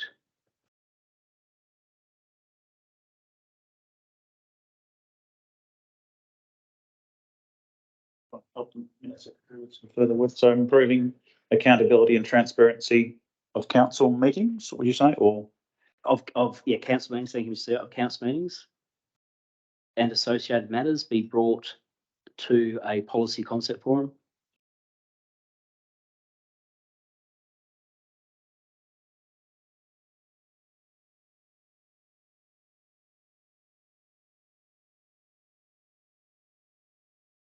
In 2024. Thank you, Minute Secretary. Thank you, Mr. CEO. Is there a seconder for that motion? Thank you, Councillor Bishop. Is anyone opposed? Thank you, Councillor Bice. In terms of the motion that I've just put forward, I do agree with the sentiment and the intent behind the substantive motion which was defeated. I guess for me, this is a way for it to come to a policy concept forum to get some feedback from all councillors and also staff. And I think it's important that we also get the staff's opinion on this, simply because they will be the ones providing the frank and fearless advice at the Q&As as they do. But they need to give us that confidence they're prepared to continue to do that in front of the public, which I'm sure they are, but we don't know that unless we have that conversation with them. I guess the other thing is the big thing, as I've mentioned before, when I opposed the substantive motion, was some concerns around the table about people having the confidence to ask the questions. This will give us an opportunity to bring it to a PCF to discuss it and to have that stakeholder engagement. We could even go out to the public to see what the public would like. We could even go to government departments. Would Metronet, for example, be happy to come and attend a PCF if it was open to the public? So that is a reason why I've foreshadowed and have now moved this alternate motion. Is there anyone else that would like to speak for? Who's saying it? Councillor Bishop, would you like to speak for it? I'll reserve. I can, President Coles. Thank you, Councillor Bishop. Is anyone like to speak against? I'll make a very brief remark because I know we're at 8:20 and we haven't even got through the notice of motion. I'll just say that I'll go to Councillor Mack's point earlier about the length of time. He's had an item on the PCF to do agenda. Was it April? 2024's full of 12 months worth of not discussing it. I would hate for the perception to be that we're kicking the can down the road, that it's not important. I do appreciate that some governance matters might be dry and disinteresting to some, but frankly, I think this is a very important matter. I think we're in that rare window where a new council can seize an opportunity to do things differently, but if we're getting into 2024, the conversation will quickly get subsumed by budget, Watkins Road. There will be more. There will be other things that will consume our time. So I'm concerned that this will be perceived as kicking the can down the road and hoping that it just doesn't come up again. So I'll close there. Thank you. Thank you, Councillor Bice. Is there anyone else who would like to speak for the motion? Thank you, Councillor Mack. Yeah, thank you. Just in response, I mean, there was a point made in closing of the first debate around the Q&As. We get to hear from the directors and we get to hear from their response. And it's just interesting, the thought that went through my head is if it was open, are we going to get that same direct response as I think has been already said in debate? And then to the point about kicking the can, as it were, and I completely agree. I'd love to have not taken my motion to a PCF and just put through what I thought was the right thing to do and how I think we can do the election process better. But it's not about me and my thoughts, and I think it is good to bring it to an open forum to be discussed, to work our way through it. So I do completely hear what you say, and it is frustrating sometimes the process take its time, but I think it's imperative that we follow the process that is there, and it is there for a good reason. Thank you. Thank you, Councillor Mack. Is there anyone else like to speak against the motion? Thank you. I will close by saying that we do have the opportunity for the members of the public to be engaged in what we do as councillors and in terms of meetings. We've had deputations tonight, we've had statements tonight, so the public certainly can stand up and ask those questions. So I think that is certainly important, and we continue to do that. The other thing that I neglected to mention is workshops. So I know workshops specifically aren't mentioned in the motion, but perhaps it can be that some workshops are open to the public as well. So there's other questions that need to be answered. And I think the best way to do it is to have that policy concept forum. I know that we do have PCFs to deal with a budget workshop and budget issues. What would happen if a councillor came forward and started talking about a footpath on a street in a suburb? Member of the public sees that, hears that, and next minute they think it's gospel that councillor A is going to put a footpath in this street when all they've done is ask a question. So that's another risk. Certainly, whilst I don't set the agenda for the PCF, that's the CEO, I certainly would have this as a priority, because I think, as has been mentioned, this is a good motion. The original motion was a good motion, just needs a few little questions answered. So I'll put it to the vote. All those in favour of the motion? 5, and all those against? So that's 5-1. Thank you. Can I please ask the public how many people are here for item 10.1, which is Leopold Street and the doggy daycare? Councillors, can I have someone to move that we go to item 10.1.1? Thank you, Councillor Bias. And you happy to second, Councillor Duggan? I'll just let the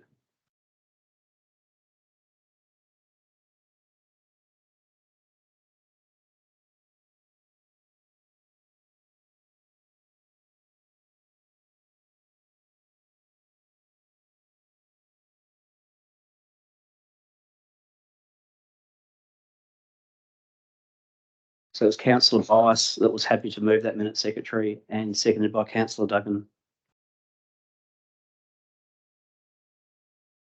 Thank you. Thank you, Mr. CEO. Is anyone opposed to that motion? Motion is passed unanimously. So agenda item 10, Chief Executive Officer reports, 10.1 Development Services reports, 10.1.1 Proposed amendment to Animal Establishment Dog Kennels Lot 2, 302 Leopold Road, Albury. Do I have a councillor to move the officer's recommendation? Thank you, Councillor Duggan. Is there a councillor happy to second the motion? Thank you, Councillor Bishop. Is anyone opposed? Thank you, Councillor. Motion is passed unanimously.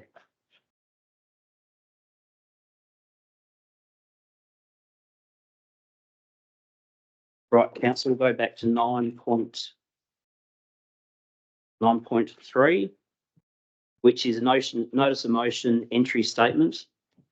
I'm happy to move the motion. Is there a councillor happy to second the motion?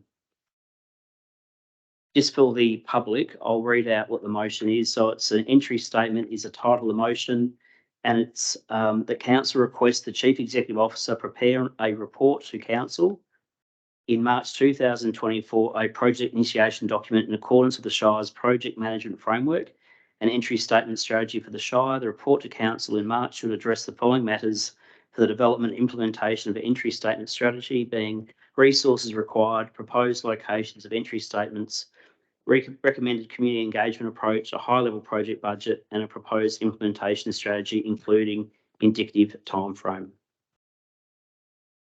So I moved it. Is there a councillor happy to second it?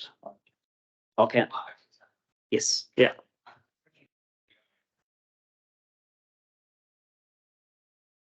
Yeah.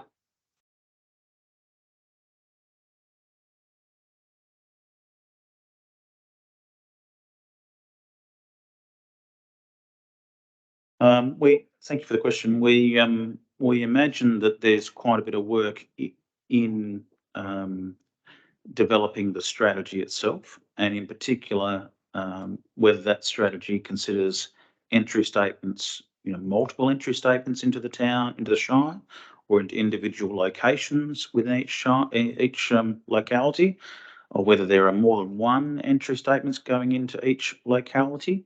So this really would be a body of work to start unpacking that somewhat and just getting an idea about what an entry statement and some options might be. And we are comfortable we could do that in March, by March, to the March council meeting. But there'd be some decisions the council would need to make at that point in time, which would then go to the next stage. So in accordance with our project management framework, this initiation document is really the idea, if you like, and then there would need to be a feasibility work which would go into a lot more detail about that. So this is really the first step of developing that idea in accordance with our project management framework. So thank you. Thank you, council. Is there a councillor who's happy to second the motion?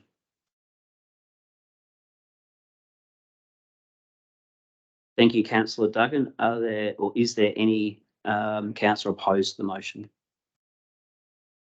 Thank you. The motion is passed unanimously.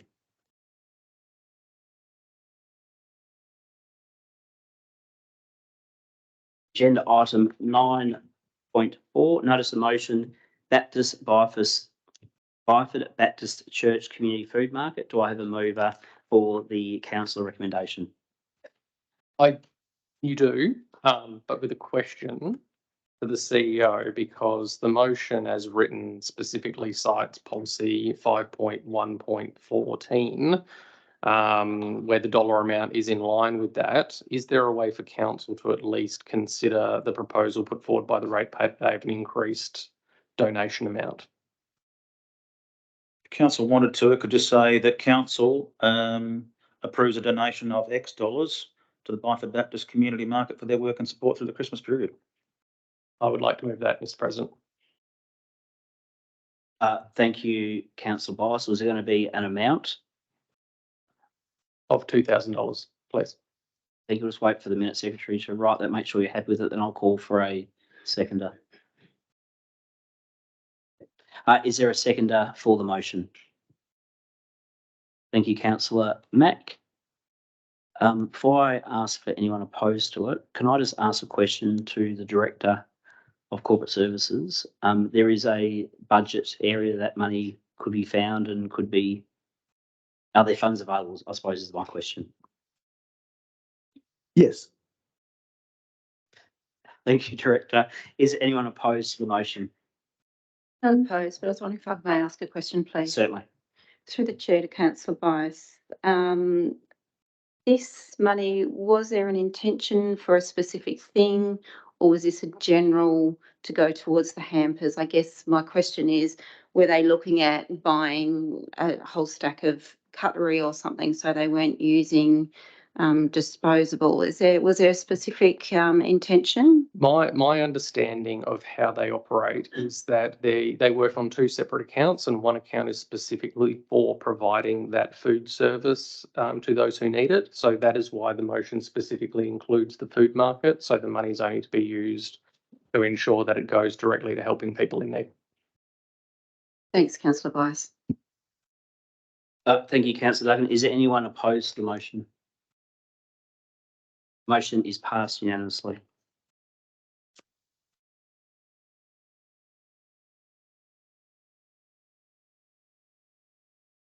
(10.1.2) has been passed on block. 10.1.3 has been passed on block.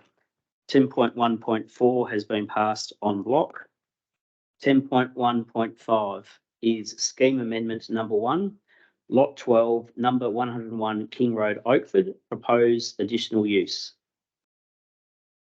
Is it a councillor like to move the officer's recommendation?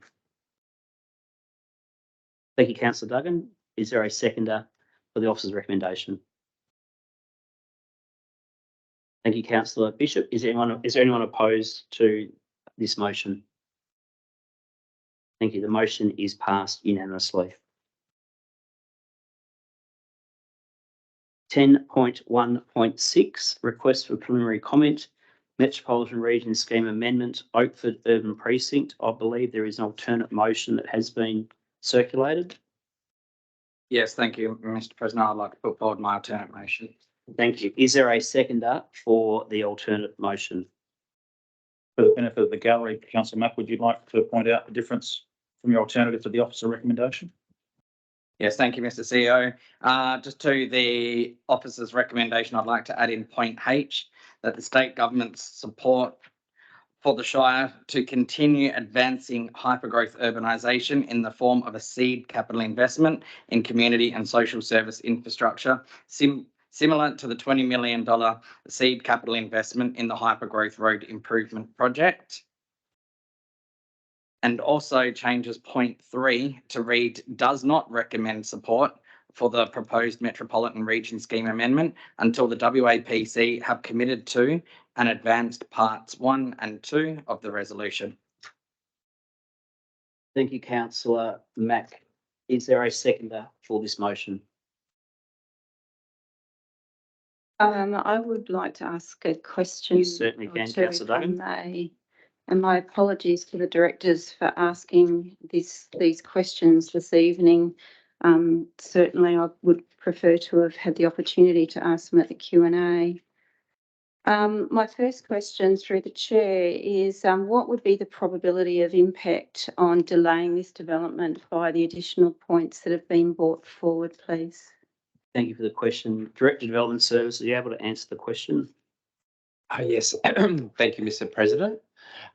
Ultimately, we're at the decision-making responsibilities of the Western Australian Planning Commission. At this point in time, the latest information that we have and that we've circulated to council is there appears to be a reluctance to be undertaking further forms of sub-regional structure planning. It's hard to say what further delays this particular change would make to the request that we sort of say is important insofar as the sub-regional structure planning for the precinct generally north of Mundijong, west of Cargottage, south of Thomas, up to our western boundary. Anything that I guess makes it further clear that this sub-regional structure planning is important from our perspective may influence the Planning Commission to reconsider its position. The officer recommendation in our mind was naturally able to do that, but we're in your hands. I can't sort of say whether there will be any further delay or not by these particular changes. Thank you, Director. Did you have another question, Councillor Duggan? I do, thanks, Mr. President. Would these changes have any probability of impact on council having control over the development? Would it, I guess my question is, would it be placing more control into the hands of, West Australian Planning Commission or other state bodies outside of the local government, please? Thank you for the question. Director of Development Service, are you able to answer the question? Certainly, Mr. President. Thank you for the follow-up question. Particularly in light of the letter that was circulated this morning, I think the current preference expressed by the Planning Commission is to encourage the market to respond with the higher levels of planning. So, for example, they referenced district structure planning being undertaken not by them as the entity, but I guess the Shire working in partnership with potential proponents. That was the influence or the imprints that I took from the letter. That has its challenges because of, I guess, historically, some of the battles the Shire has had in trying to corral agencies like Main Roads, like Water Corporation, like Western Power, to be really committed and to really take seriously the extreme levels of growth that we're facing here in the Shire.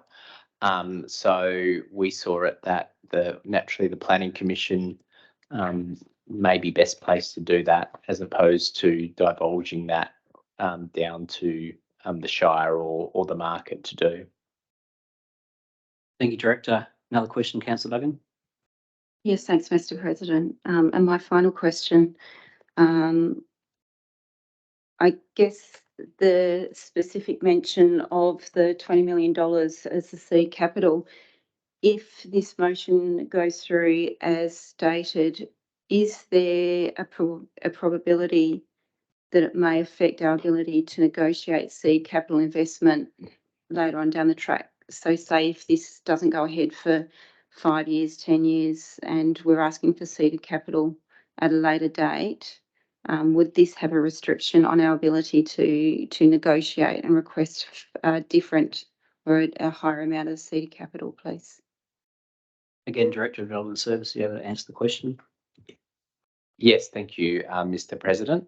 I don't believe it would necessarily represent a cap, though there's always the risk that an agency in the future could imply that, well, you asked for a certain amount, you're now asking for more, but I don't believe it's represented as a cap in its current writing.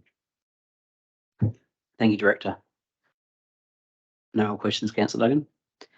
We've got a live motion that's been moved by Councillor Mack. Is there a councillor that's happy to second the motion? Thank you, Councillor Bishop. Is anyone opposed to the motion? Thank you, Councillor Bias. Councillor Mack, would you like to open debate? Thank you. Firstly, I'd like to acknowledge the work the officers have put in here and their motion that they put on their officer recommendation they put on the table. I simply wanted to add in point H. We have been in a hyper growth phase in the Shire for a long time, and we haven't been able to keep up with the infrastructure through not a fault of the Shire, but we just simply don't have the funds to keep up with it. I thought it was imperative that if we are going to get a state government investment into affordable housing in the area, that we actually look at some of the issues that the Shire needs to address to keep up with that as well. And those issues need to be funded. So I thought it was imperative that we add that in. I also think it's the changing of point 3. We don't necessarily need to take a position of support at this time. We need to actually stand on our own feet and stand up for what we need to get to look after our ratepayers and make sure that our ratepayers are getting bang for buck from this development when and if it does come in. And so I think it is imperative that we don't just support outright the proposal, and we actually work through some of the issues that we have with it. So thank you. Thank you, Councillor Mack. Councillor Bishop, would you like to speak or reserve? I'll reserve, thanks, Mr. President. Thank you, Councillor Bishop. Is there any councillors like to speak against the motion? Thank you for the opportunity to speak, Mr. President. Thank you, Councillor Bias. Firstly, I don't agree with the amendment. It doesn't fit with our planning framework. It doesn't fit with any of the consultation we've done with the community about what their vision for the future of the Oakwood community is. But I also don't agree with this point 3, because I think Councillor Mack, it actually undermines your position. It's effectively saying, as written, that we don't support it unless you do this. There's no we get to see the final version. It's putting all your cards on the table effectively and saying, oh well, if you give us this sweetener, then yes, we're fine with it. I'm not fine with it. I don't agree with it. And I think any proposal that the state government does come up with should be scrutinised. I think if they do choose to come to the party and put a proposal on the table for how they would address the hypergrowth that they would effectively be creating in that area, that needs to be judged at that point of time with our understanding of the proposal in its entirety. And I think it's quite absurd, really. I feel like we have whiplash. 2 months ago, we were considering, Oakford should be an industrial land, Westport there. Let's turn it into industrial land. Now we're saying, affordable housing. Let's turn it into the next Armadale. There's no coherent planning here whatsoever from the state government. So for me, what we need to go back to is, what does our community actually want? And it's what is articulated in the very fine strategic planning documentation that the director and his team have worked on. And what do they want? They want semi-rural lifestyle. They want to protect that green belt that we have around our urbanised areas. I fully get the politics of it. I fully get why the state government are going hammer and tongs to find this land, but that's the state government's problem, ain't our problem. Our main priority needs to be representing what the ratepayers want, and I'm yet to find a ratepayer who'd want this. Thank you, Councillor Bias. Is there anyone else who'd like to speak for the motion? Thank you, Mr. President. Councillor Bishop. Look, I'll keep it quite brief. I appreciate everything Morgan has said. Sorry, Councillor Bias. Sorry, Councillor Bias. The way I see this issue is I feel that it's very much a political issue, and that the state government may well forge ahead through the WA Planning Commission. The reason why I would support the motion is simply to do with asserting our council's position in respect of what's necessary should it forge ahead. That's effectively all I have to say on the matter. Thank you, Councillor Bishop. Is anyone else like to speak against the motion? Councillor Duggan. Thanks, Mr. President. Similar to Councillor Bias, my concern is with the words "do not recommend support." I feel that when we are putting that out as our very first words on it, we're saying that we're not even looking at what is going to be proposed. We're not even giving them an opportunity to show what might actually be a good thing. We don't know, because we're making a decision without any support. The other reason why I have issues with the alternate motion is that the $20 million seed capital, although I can see where Councillor Mack is coming from, it concerns me that it ties the local government into taking that $20 million and then having to do the infrastructure ourselves, whereas we might find that we have no idea what cost the infrastructure is going to be. And so by point H actually says that we will take it on, we will only support it if you give us this money to do it. Whereas if we don't do that, perhaps we're then throwing it back to the WA Planning Commission for them to come up with solutions and them to come up with the finances on how we're going to get everything from water to lights to power to sewerage to this area, if it is that they want to move forward with it.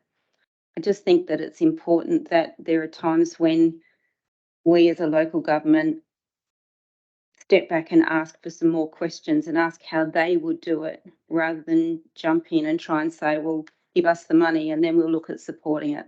Thanks. Apologies if I can just foreshadow the officer's recommendation if this fails. Thanks. Option 1. Yes, thank you. Yes, thank you. Is there anyone else who'd like to speak for the motion? I'm happy to speak for the motion.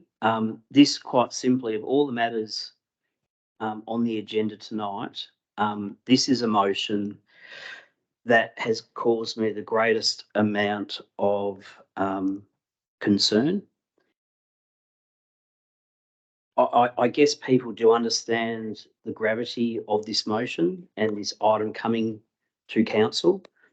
This, if it's successful, and certainly 10.1.7, the next one, which is similar in Mundijong, will potentially grow the Shire double of what we already are.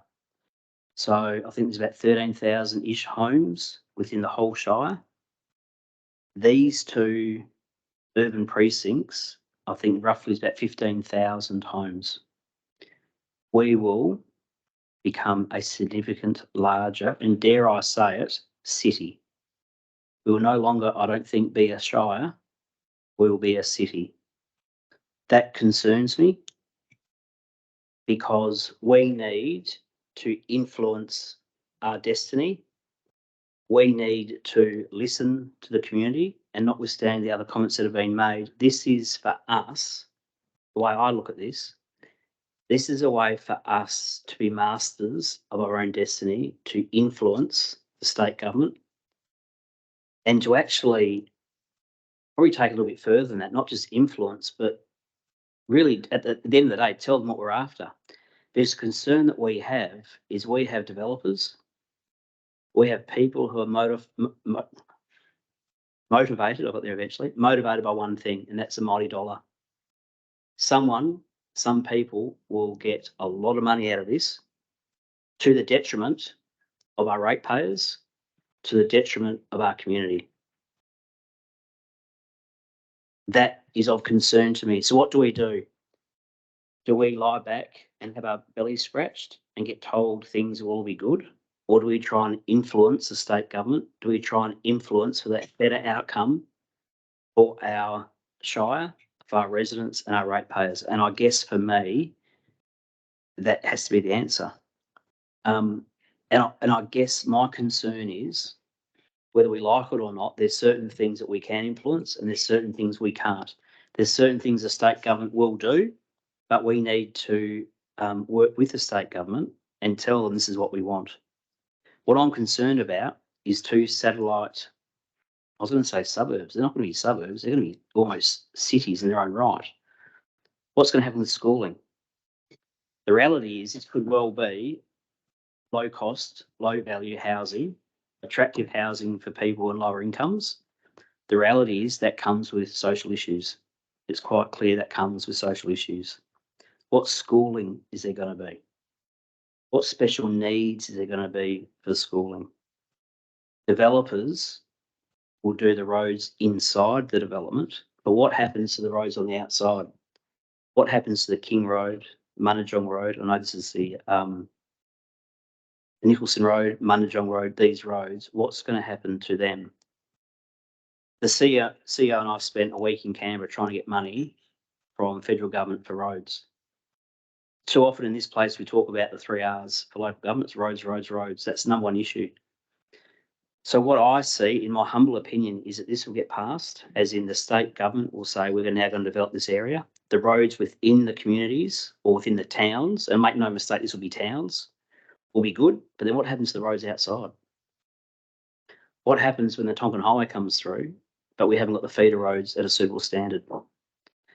We will get extra money in rates, maybe, probably, likely. But the money we get in rates, and here's me, and I know the director and I have had many conversations about this, if Byford and the Shire is growing by so much, surely we're getting more money in rates. Yes, that's true, but the level of service also has to go up. Look, quite simply, I have some concerns. We need to be the master of our own destiny. We need to influence the state government as much as we can as a humble Shire. And I think this alternate motion goes a long way to achieve that. So I commend the motion. Is there anyone else who'd like to speak against the motion? Councillor Mack, would you like to close?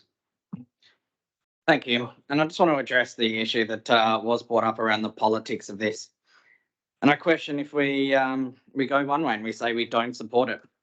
Does the WAPC, the state government, push it through and say we need affordable housing in the state? This is going to happen, and just have absolutely no regard for us? Or do we try and put our case forward, as President Coles had said, and be the masters of our own destiny?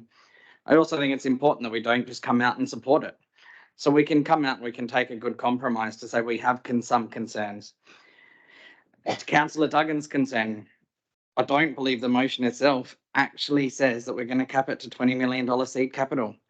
The motion itself says for investment in the community and social service infrastructure, similar to the $20 million seed capital investment in the hypergrowth road improvement.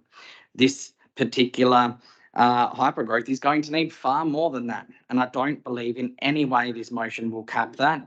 And I think it certainly puts it on the table that we are going to be needing some assistance if this gets forced upon us. Thank you. Thank you, Councillor Mack. All those in favour of the motion? All those against? Motion is passed 4-2. Councillor Mack, I would ask for reason for difference to officer recommendation.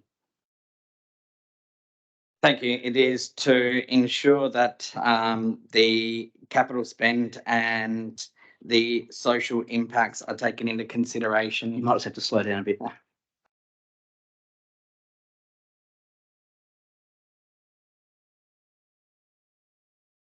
For the funding the Shire will need to keep up with infrastructure.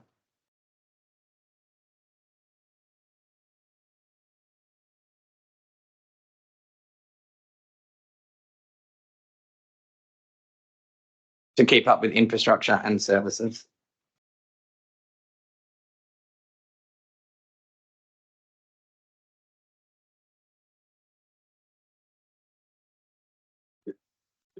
Thank you. Thank you, Councillor Mack. Thank you, Madam Secretary.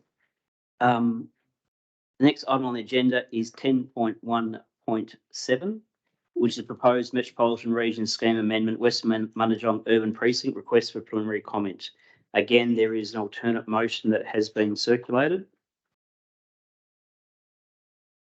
Thank you, President Coles. And at the risk of sounding like Groundhog Day, I am going to move an alternate motion with exactly the same amendments to it. That being adding in point H to the officer recommendation that the state government support for the Shire to continue advancing hypergrowth urbanisation in the form of a seed capital investment in community and social service infrastructure, similar to the $20 million seed capital investment in the hypergrowth road improvement project. And changes point 3 to read does not recommend support for this proposed Metropolitan Regional Scheme Amendment until the WAPC have committed and advanced parts 1 and 2 of the resolution. Thank you, Councillor Mack. Is there a seconder for the councillor's alternate motion? I'm happy to second it. Is there anyone opposed? Councillor Bias, Councillor Duggan. Councillor Mack, would you like to open debate? Thank you, and I won't go through and repeat everything that I said in the first debate, but I will probably elaborate a little bit more on our schools in the area. And I know firsthand just how much the schools are struggling with their social services at the moment in trying to keep up with the services that we can provide to our students in the schools, in particular those with disabilities and needing to access disability services. It is a real struggle, and putting this extra housing into our area and not giving good consideration to the social services infrastructure that we need. I think it is imperative that we make sure the state government consider it and considering the development as a whole. Thank you, Councillor Mack. I'll speak for it as I second it. Again, similar points that I made for 10.1.6. Again, I think we need to have a voice at the table to influence the state government. Community engagement is important. We have a very good idea what the community wants. And I guess if we allow this to go through and we're not assertive in our position, it may well be that we have no say in what we need. We have no say in our services. We have no say in getting the funding required for the infrastructure. And quite simply, if it's a high density area, which I believe no one wants, but if it is a high density area, we have no say in the services. We have no say in what happens. We are really completely beholden to the state government and all its quirks. I can see a town, and I don't use the term suburbs, I think these will become towns in their own right, without the infrastructure, without the services that we need That will have significant social issues, and quite simply, the Shire or the city that we will become with these developments won't have the resources, the ability, the staff, or quite simply be able to deal with all these social issues. So I do support the motion. Councillor Bias, would you like to speak against? Thank you, Mr. President. No new material from the last one. It really is not aligned with our planning framework. I don't believe that do we truly know what the community wants? Has there been fulsome consultation? And ultimately, I feel that the additional words do undermine our negotiating position in the future. Thank you, Councillor Bias. Does anyone else would like to speak for the motion? Thank you, Councillor Bias. Sorry, Councillor Mack, would you like to close the debate? Sorry, Mr. President, Yes. could I call a point of order 81 to suspend standing orders for 10.7 to change the call of debate, please, so I can express a view. Certainly. I don't believe we need a suspend standing orders. I'm happy as a presiding member to allow you to make a comment if you'd like to. Thank you very much, Mr. President.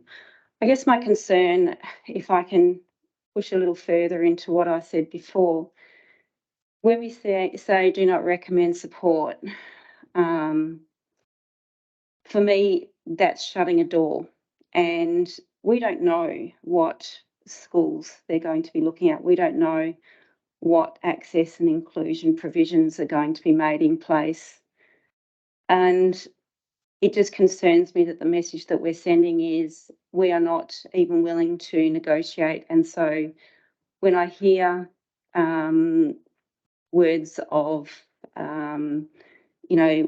want to make sure we've got a voice at the table, that conflicts in my mind about we want to be a voice at the table, but we're saying that we don't recommend support. So I just get a little confused on that, and which is why I go back to foreshadow the officer's recommendation with this too. Thanks, if this motion is to fail. Thank you, Councillor Duggan. Councillor Mack, would you like to close? Thank you. Yes, there's no new information for me. Happy to put it to a vote. Thank you, Councillor Mack. All those in favour of the alternate motion? All those against? Motion is passed 4-2. And again, Councillor Mack, I'd ask for your reason for difference officer recommendation. Yes, thank you. I think if we can copy and paste from the last one, would be great to ensure that the capital spend and social impacts are taken into consideration for the funding the Shire will need to keep up with infrastructure services.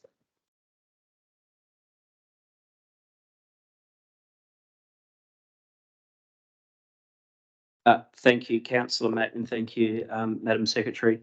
10.1.8 has been moved en bloc. That moves us to 10.1.9. If I can get my tags right.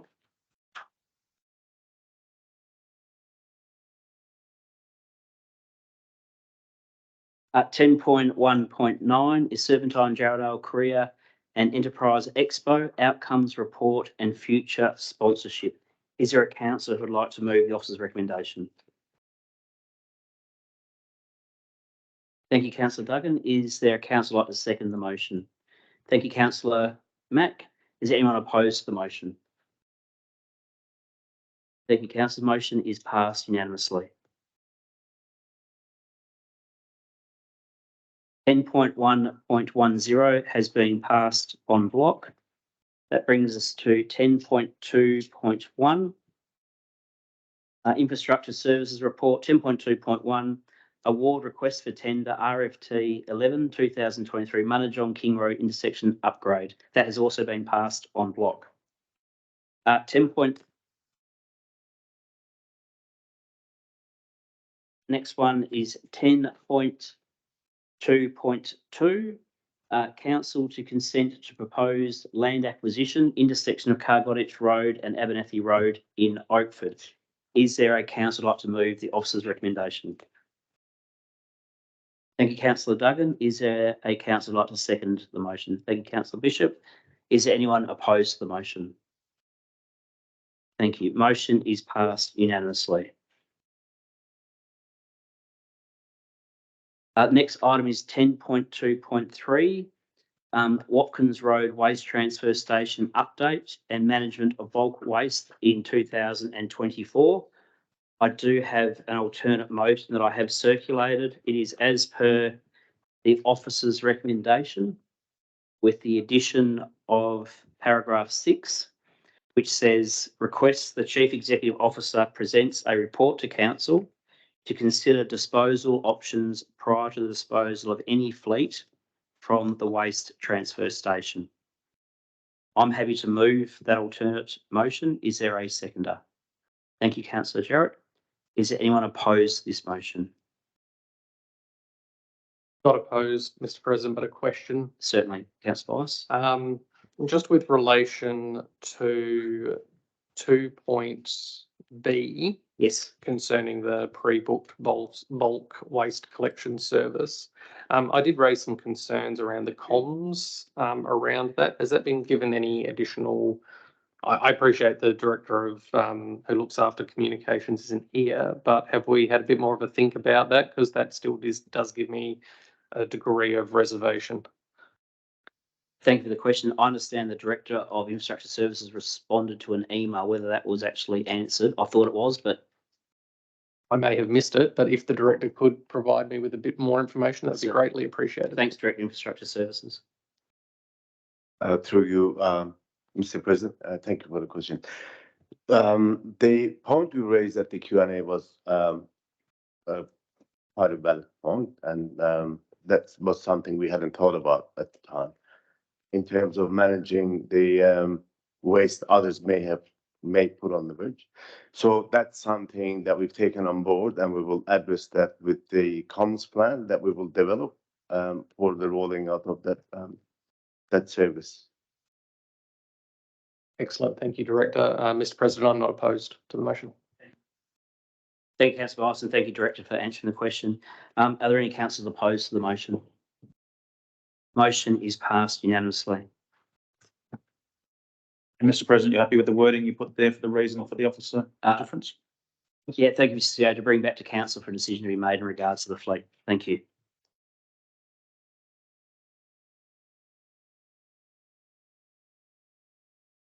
That brings us to 10.3 on the agenda, which is the Corporate Services Report. 10.3.1 has been passed en bloc. 10.3.2 has been passed en bloc. That brings us to 10.3.3, which is Council and Committee meeting dates for 2024. And I do have an alternate motion. The alternate motion as circulated, but it would have to. I was trying to remember whether we had in there in person or with public, which it doesn't have.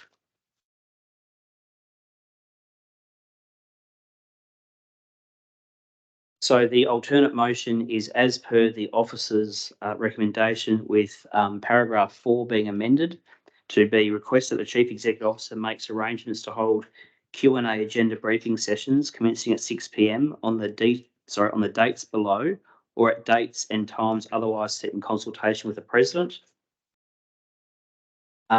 Paragraph 5 has the addition of a PCF on the 29th of January 2024. And then paragraph 6 resolves that at 1 PCF a quarter will be held at a location other than the Civic Centre to be determined by the Shire President in consultation with the Chief Executive Officer. I'm happy to move that alternate motion. Is there a seconder? Thank you, Councillor Mack. Is there anyone opposed to the motion? Thank you. The motion is passed unanimously. And then in relation to the reason for difference to officer recommendation is to include a PCF in January.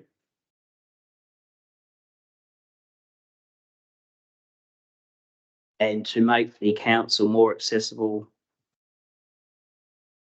by having meetings in different venues within the Shire.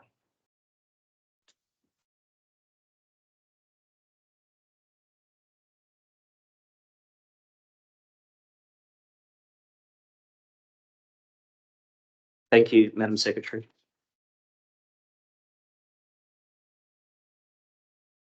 Ten point 10.3.4. Sorry, do you want me to pause? Okay, 10.3.4, 2023-2024 rural valuation review has been passed en bloc. 10.3.5 is 2022-2023 final carry forward items. Is there a councillor who would like to move the officer's recommendation? Thank you, Councillor Duggan. Is there a seconder? Thank you, Councillor Bishop. Is anyone opposed? Motion is passed unanimously. That brings us to 10.3.6, which is confirmation of arrangements for the 2024 extraordinary election in the North Ward. I do have an alternate motion. The alternate motion differs from the officer's recommendation to insert resolves that the returning officer prepare the election notice issued under Regulation 31 Local Government Elections Regulations 1996 in accordance with legislation, including the following provisions. Replacement packages can be obtained from the Shire of Serpentine Jarrahdale, 6 Patterson Street, Munijong, during business hours prior to election day and from 8 a.m. to 6 p.m. on election day at the specified polling place if the package is not received or should any papers be missing. The electors may hand deliver packages to an electoral officer at the Shire of Serpentine Jarrahdale, 6 Patterson Street, Munijong, during business hours and before election day, or at the polling place in the district between 8 a.m. and 6 p.m. on election day. The polling place on election day, Saturday, 23rd of March 2024, will be at the Community Recreation Centre at 38 Mead Street, Byford. The count of the votes will commence at 6 p.m. at the Community Recreation Centre, 38 Mead Street in Byford.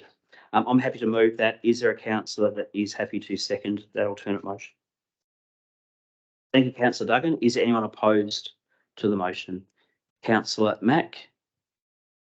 Okay, thank you. I'll open debate by saying this motion has been amended from the officer's recommendation. Council has made a decision that the fresh election, or sorry, not the fresh election, Freudian slip, the by-election or the vacant election for the North Ward will be conducted via the postal voting method and on the 23rd of March 2024.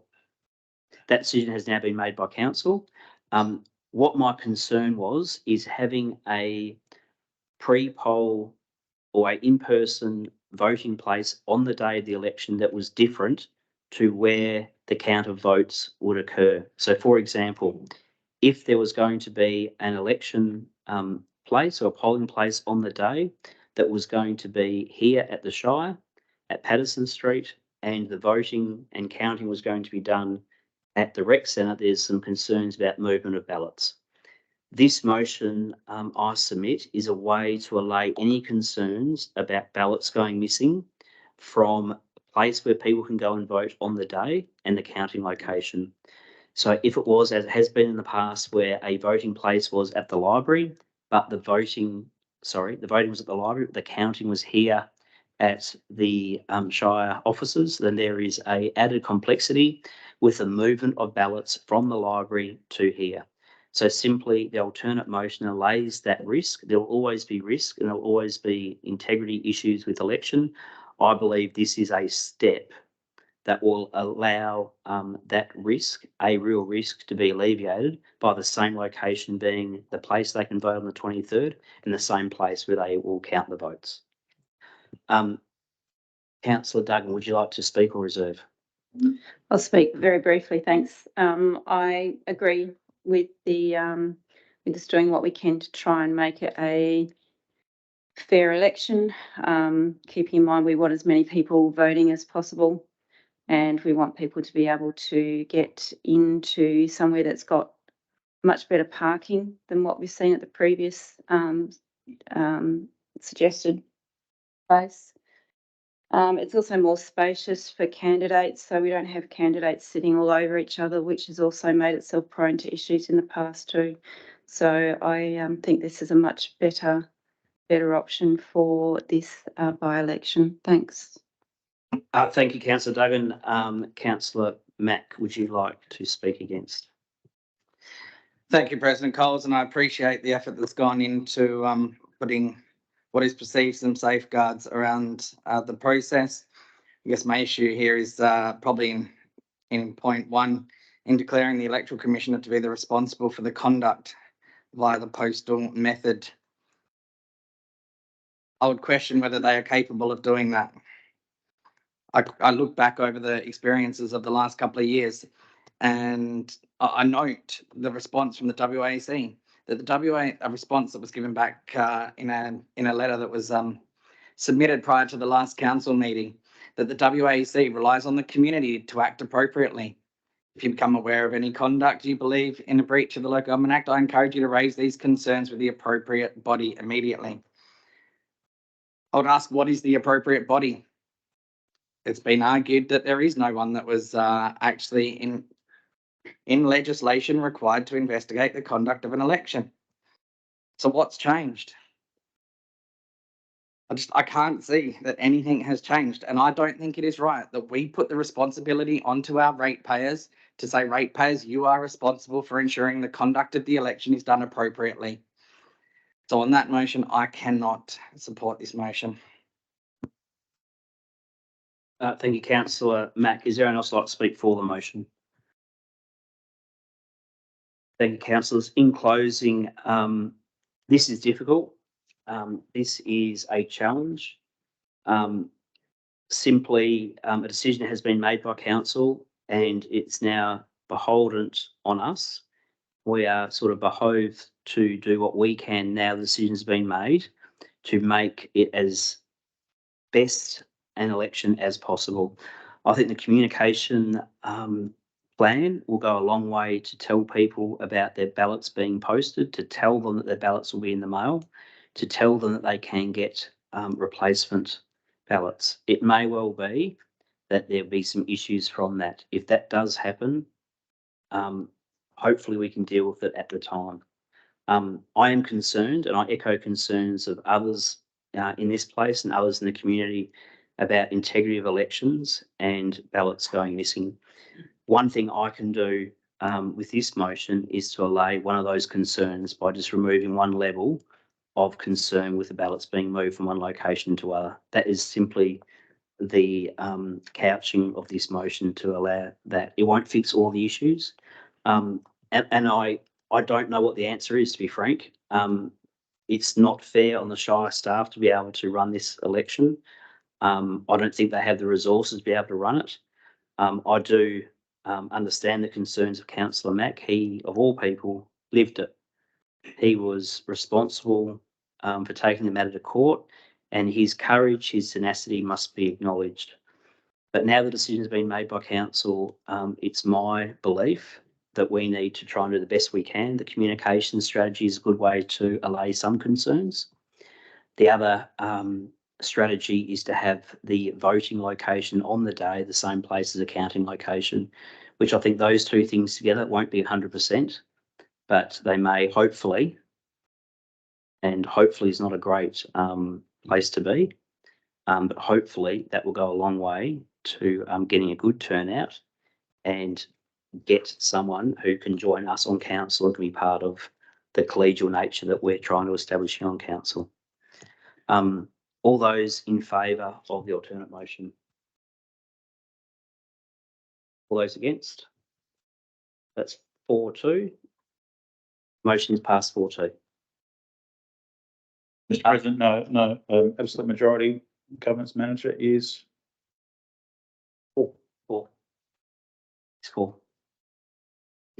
But thank you. That is passed by absolute majority, 4-2. The reason for difference to officer recommendation is that the location of a polling place on election day, Saturday, 23rd of March 2024 is the same location as the counting location. That brings us to agenda item 10.4. 10.4.1 is a council plan 2023-2033 for adoption. Do I have a councillor that's happy to move the officer's recommendation? Mr. President, I'd like to move the officer's recommendation with one adjustment. Yes, councillor Bias. The deletion of point 3.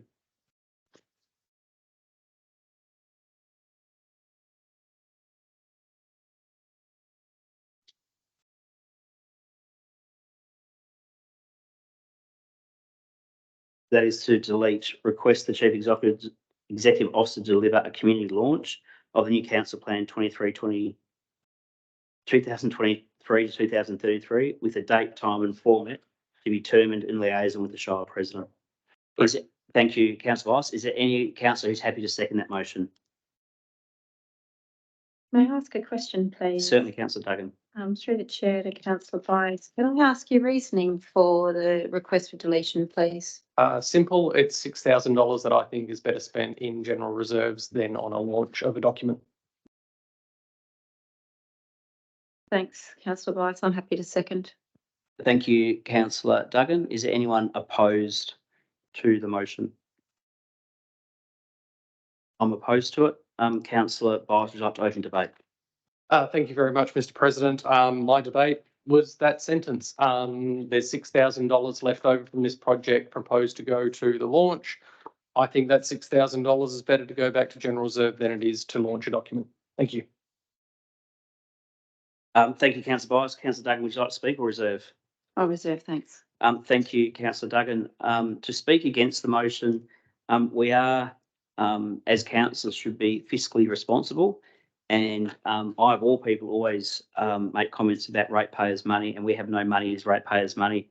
That said, the amount of money that we have allocated for this plan allows us to have funds left over to have a community launch.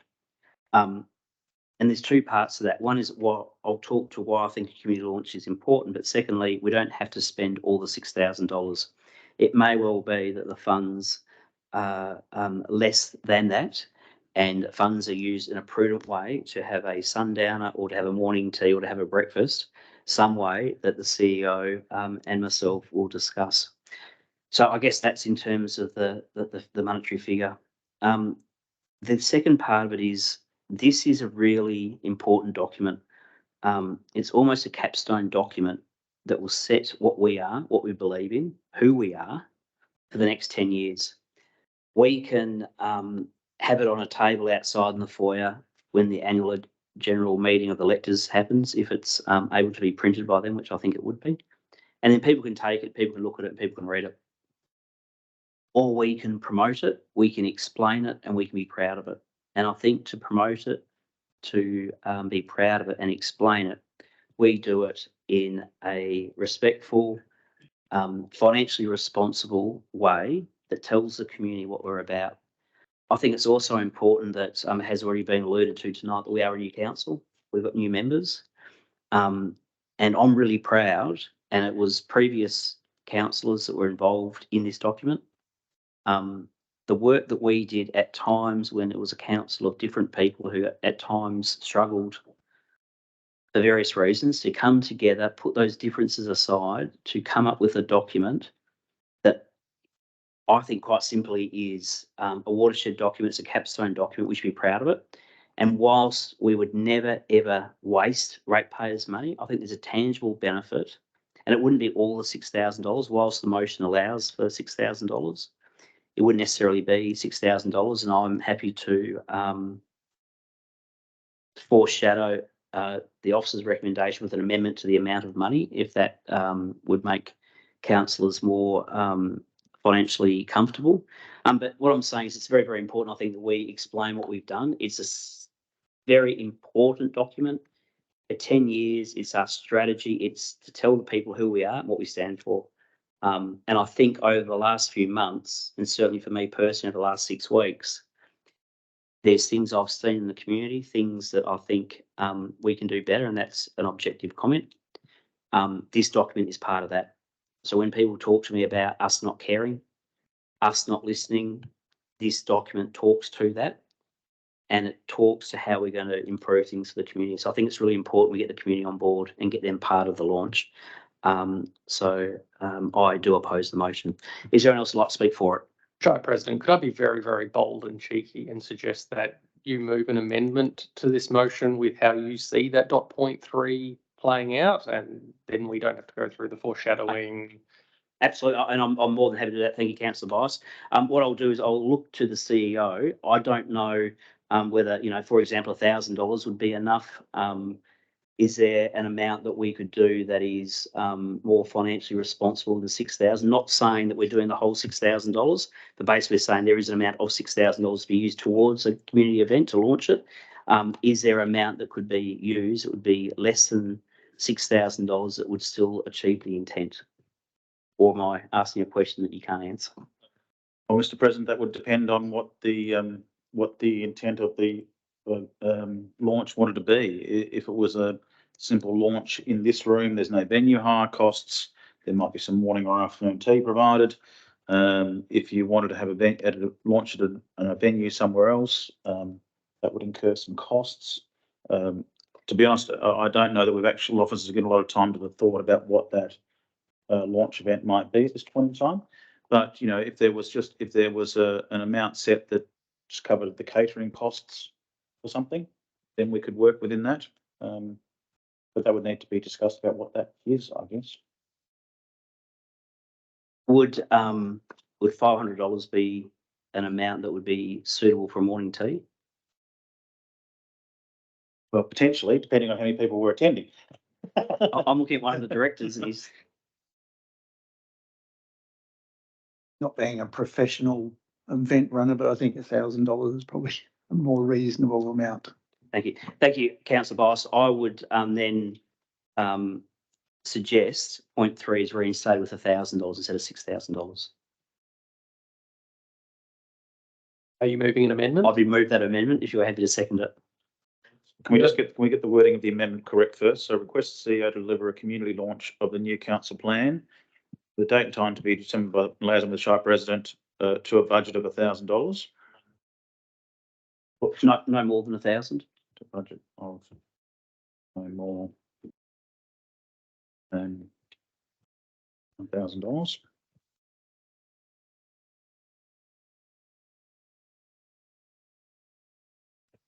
The $1,000 would be for catering or external contract. It would be staff and hire, and so probably it might be worthwhile just being clear about the external nature of the $1,000 spend. So would I need to be more prescriptive and say a launch event at the Shire? No, just no more on $1,000 on contract costs. Thank you, Director. I would like to move that amended motion if anyone is happy to second it. Shire President, you have a live motion with a mover and a seconder. My recommendation was that you move that as an amendment, then you'd seek a seconder. That would be voted on and become the substantive. That's what I've just asked for a second. Thank you. So is there a seconder for that amendment? Thank you, Councillor Mack. Okay, all those in favour, was anyone opposed to that amendment? Okay. All those in favour of the amendment? The amendment is carried unanimously. So now we go back to the substantive motion with that amendment as number 3.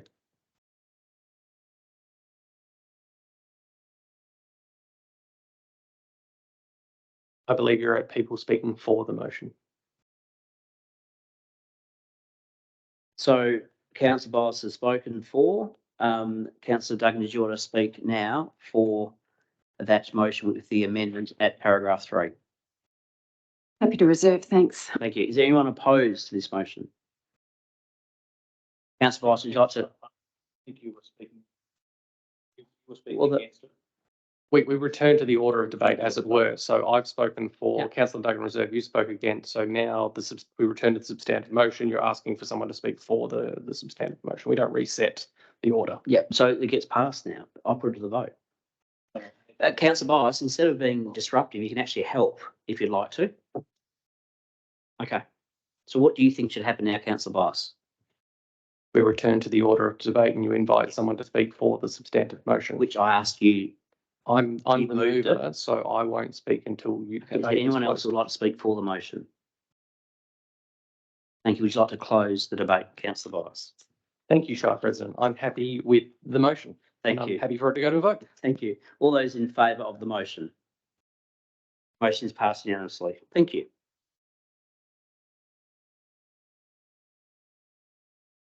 That brings us to 10.4.2, which is the 2022-2023 annual report. Is there a councillor like to move the officer's recommendation? Thank you, Councillor Bias. Is there a second? Councillor Duggan, you happy to second? Is anyone opposed? Thank you. The motion is passed unanimously. President, can we just go back to the previous motion? We didn't actually get a reason for the officer recommendation. We probably should get so that's fine. So we're happy to go to Councillor Bias who moved the substantive motion. Councillor Bias, are you happy to put a reason of the difference? Something generic to ensure prudent expenditure on the launch event. Thank you.